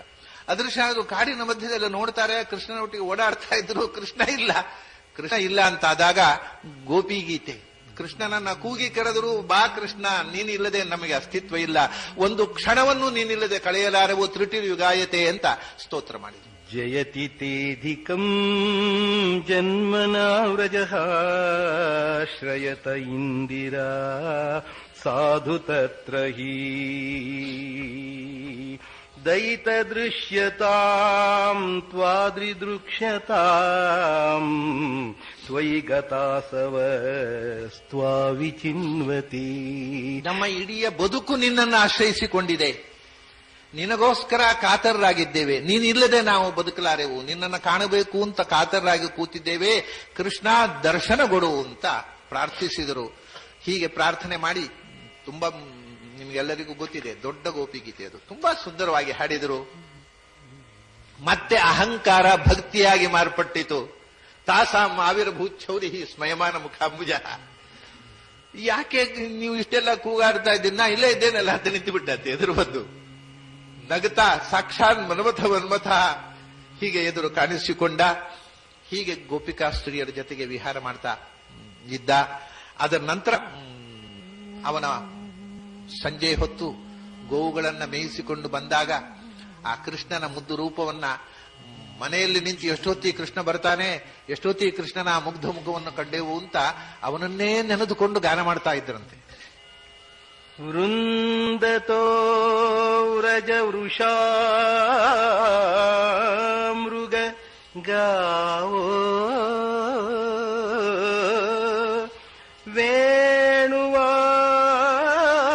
ವೇಣುವಾದ್ಯ ಹೃತಚೇತಸಯೇತ್ಯ ದಂತದಶ್ಚ ಕಬಳಾ ಧೃತಕರ್ಣ ನಿದ್ರಿತಾ ಲಿಖಿ ಚಿತ್ರಮಿವಾಸನ್. ಅವ್ರು ಹೇಳ್ತಾರೆ, ಕೃಷ್ಣ ವೇಣುಗಾನ ಮಾಡಿದರೆ ಎಲ್ಲಿ ತನಕ ಅಂದ್ರೆ ಹುಲ್ಲು ತಿಂತಾ ಇರ್ತಿದ್ವಂತೆ ದನಗಳು. ಹುಲ್ಲು ತಿಂತಾ ಇದ್ರೆ ಆ ಹುಲ್ಲನ್ನ ಕಿತ್ತು ಅದನ್ನ ದವಡೆಯಲ್ಲಿಟ್ಟು ಜಗಿತಾ ಇದ್ದಾಗ ಕೃಷ್ಣನ ವೇಣುನಾದ ಕಿವಿಗೆ ಬಿದ್ದರೆ ಅಲ್ಲೇ ಲಿಖಿತ ಚಿತ್ರಮಿವಾಸನ್ ಅಂತ, ಅವು ನಿಜವಾಗಿ ದನಗಳೋ ದನದ ಪೇಂಟಿಂಗು ಅಂತ ಗೊತ್ತಾಗೋಲ್ಲ, ಹಾಗೆ ಸ್ತಬ್ಧವಾಗಿ ಕಿವಿ ನೆಟ್ಟಗೆ ಮಾಡಿ ಆ ಹುಲ್ಲು ಜಗಿಯುವುದನ್ನು ಮರೆತು ಚಿತ್ರದಂತೆ ನಿಂತು ಬಿಡುತ್ತಿದ್ದವು. ಇಡೀ ಪ್ರಪಂಚವನ್ನು ವಿಸ್ಮಯದಲ್ಲಿ ಮುಳುಗಿಸಿದ ವೇಣುನಾದ ಮಾಡಿದ ಕೃಷ್ಣ ಬರ್ತಾ ಇದ್ದಾನೆ, ಸಂಜೆ ಹೊತ್ತು ಮಳ್ಳಿ ಬರ್ತಾ ಇದ್ದಾನೆ ಅಂತ ಇವನು ಧ್ಯಾನ ಮಾಡ್ತಾ. ಹೀಗೆ ಕೃಷ್ಣನ ಧ್ಯಾನ ನಿರಂತರವಾಗಿ ಗೋಪಿಯರಲ್ಲಿ ತುಂಬಿತು. ಇಂಥ ಪ್ರಸಂಗದಲ್ಲಿ ಮತ್ತೊಮ್ಮೆ ಗೋಪಿಕಾ ಸ್ತ್ರೀಯರನ್ನ ಶಂಖಚೂಡ ಅನ್ನತಕ್ಕಂಥ ಅಸುರ ಅಪಹಾರ ಮಾಡ್ತಾನೆ. ಆವಾಗ ಕೃಷ್ಣ ಅವನನ್ನು ಸಂಹಾರ ಮಾಡಿ ರಕ್ಷಣೆ ಮಾಡ್ತಾನೆ. ವ್ಯೋಮಾಸುರ ಆಟ ಆಡುವ ವೇಷದಲ್ಲಿ ಕುರಿಗಳು ಕಾಯುವರ ಆಟ ಆಡ್ತಾ ಇದ್ದಾಗ ಗೋಪಾಲಕರನ್ನೆಲ್ಲ ಒಂದು ಗುಹೆ ಒಳಗಿಟ್ರೆ ಅವನನ್ನು ಸಂಹಾರ ಮಾಡಿ ರಕ್ಷಣೆ ಮಾಡ್ತಾನೆ. ಹೀಗೆಲ್ಲ ನಡೀತಾ ಇದ್ದಾಗ ಇಬ್ಬರು ಮಹಾಸುರರು ಕಂಸನಿಂದ ನಿಯುಕ್ತರಾಗಿ ಬರ್ತಾರೆ. ಒಬ್ಬ ವೃಷಭ ರೂಪದಿಂದ ಬಂದ ಅರಿಷ್ಟಾಸುರ, ಕುದುರೆ ರೂಪದಿಂದ ಬಂದ ಕೇಶಿ. ವೃಷಭ ಆ ಗೂಳಿ ಗುಟುರು ಹಾಕಿದ್ರೇನೆ ಎಲ್ಲ ಹೆದರಿ ಓಡುವಂತಹ ಗೂಳಿಯನ್ನ ಕೃಷ್ಣ ಕೋಡು ಹಿಡಿದು ಅದನ್ನು ಜಗ್ಗಿ ಹಿಡಿದು ಸಂಹಾರ ಮಾಡಿದ. ಕುದುರೆ ರೂಪದಿಂದ ಬಂದ ಒದ್ದು ಕೃಷ್ಣನನ್ನು ಮುಗಿಸ್ಬಿಡ್ಬೇಕು ಅಂತ ಬಂದ್ರೆ ಎಲ್ಲ ಜನ ಓಡ್ಲಿಕ್ಕೆ ಹತ್ತಿದ್ರು, ಅದನ್ನು ನೋಡ್ಲಿಕ್ಕೆ ಹೆದರಿ. ಆಗ ಕೃಷ್ಣ ಅದರ ಹತ್ತಿರ ಹೋಗಿ ನಿಂತ. ಅದು ಕೃಷ್ಣನನ್ನ ಕಬಳಿಸಬೇಕು ಅಂತ ಬಾಯಿ ತೆರೆದಾಗ ಅದರ ಬಾಯಿಯೊಳಗೆ ಕೈ ಹಾಕಿದ. ಕೈ ಹಾಕಿ ತನ್ನ ಕೈಯನ್ನ ವಿಸ್ತಾರಗೊಳಿಸಿ ಬಿಟ್ಟ. ಅದು ಉಸಿರು ಕಟ್ಟಿ ಸತ್ತಿತು. ಹೀಗೆ ಎಲ್ಲ ರಾಕ್ಷಸರು ಸತ್ತಾಗ ಈ ಕೃಷ್ಣನನ್ನ ಏನಾದ್ರೂ ಮಾಡಿ ಇಲ್ಲಿಗೆ ಕರೆಸಿ ಕೊಲ್ಲಬೇಕು ಅಂತ ಬಿಲ್ಲ ಹಬ್ಬದ ನೆಪದಿಂದ ಕೃಷ್ಣನನ್ನ ಕರೆಸಬೇಕು ಅಂತ ಕಂಸ ನಿರ್ಣಯ ಮಾಡಿ ಅಕ್ರೂರನನ್ನ ಕಳಿಸಿದ. ಅಕ್ರೂರ ಬಂದ. ಬಹಳ ಸಂಭ್ರಮ. ಅಕ್ರೂರ ಅಪರೂಪದಲ್ಲಿ ನಂದಗೋಪಾದಿಗಳು ಕೃಷ್ಣ ಬಲರಾಮರು ಸಂತೈಸ್ತಾರೆ. ಅವತ್ತು ರಾತ್ರಿ ಹೇಳ್ತಾನೆ, ಕಂಸ ದುರುದ್ದೇಶದಿಂದ ನಿನ್ನನ್ನ ಬರ ಹೇಳಿದ್ದಾನೆ. ಅಂಥ ದುಷ್ಟನ ದೂತನಾಗಿ ನಾನು ಬಂದಿದ್ದೇನೆ. ಆದರೆ ನಿಮ್ಮನ್ನ ಕಾಡುವ ಭಾಗ್ಯ ಆ ದುಷ್ಟನಿಂದಾಗಿ ನನಗೊದಗಿತು. ಆ ಪುಣ್ಯ ನನ್ನದು ಅಂತ ಸಂತೋಷ ಪಡ್ತಾನೆ. ಮರು ದಿವಸ ಅವರ ಜೊತೆಗೆ ಕೃಷ್ಣ ಬಲರಾಮರು ಅಕ್ರೂರ ಜೊತೆಗೆ ಹೊರಡುತ್ತಾರೆ. ಮಧುರೆಗೆ ಗೋಪಿಕಾಸ್ತ್ರೀಯರು ತಡೀತಾರೆ. ನಾನು ಬಂದ್ಬಿಡ್ತೇನೆ, ಬಿಲ್ಲ ಹಬ್ಬಕ್ಕೆ ಹೋಗೋದು, ಮತ್ತೆ ಹೋಗುದೇ ಇಲ್ಲ ಅಲ್ಲಿಗೆ. ನೀವು ಆ ಬಿಲ್ಲ ಹಬ್ಬ ಮುಗಿದ ತಕ್ಷಣ ಬಂದ್ಬಿಡ್ತೇನೆ, ನೀವೇನು ಗಾಬರಿ ಆಗಬೇಡಿ ಅಂತ ಅವನ್ನೆಲ್ಲ ಸಂತೈಸಿ ಅಕ್ರೂರನ ಜೊತೆಗೆ ಹೊರಡುತ್ತಾನೆ. ಅಕ್ರೂರ ದಾರಿಯಲ್ಲಿ ಬರ್ತಾ ಬೆಳಗಿನ ಜಾವ ಒಂದು ಸ್ನಾನ ಸಂಧ್ಯಾವಂದನೆ ಮಾಡಿಬಿಡ್ತೇನೆ ಅಂತ ರಥದಲ್ಲೇ ಕೃಷ್ಣ ಬಲರಾಮರನ್ನ ಕುಡಿಸಿ ನೀರಿಗಿಳಿತಾನೆ. ನೀರಿಗಿಳಿದು ಮುಳುಗಿ ಅಘಮರುಷಣ ಮಂತ್ರ ಜಪ ಮಾಡ್ತಾ ಕಣ್ಣು ಬಿಟ್ರೆ ಭಗವಂತ ಅಲ್ಲಿ ಕೃಷ್ಣ ಬಲರಾಮನ ಕಾಡ್ತಾರೆ. ಏನಪ್ಪ, ನಾನ್ ರಥಲ್ಲೇ ಕೂತ್ಕೊಳ್ಳಿ ಅಂತ ಹೇಳಿ ಬಂದ್ರೆ ಈ ಹುಡುಗರು ಇಳಿದು ಬಿಟ್ಟಿದ್ದಾರೆ ನೀರಿಗೆ. ಮೇಲೆ ಬಂದು ನೋಡ್ತಾರೆ, ಮೇಲೆ ಇದ್ದಾರೆ ಅವರು. ಪುನಃ ಇಳಿದು ನೋಡ್ತಾರೆ, ಅಲ್ಲಿ ಕಾಡ್ತಾರೆ. ಅವಾಗ ಕೃಷ್ಣನ ಧ್ಯಾನ ಮಾಡ್ತಾನೆ, ಕೃಷ್ಣನ ಅವತಾರಗಳ ಸ್ತೋತ್ರ ಮಾಡ್ತಾನೆ.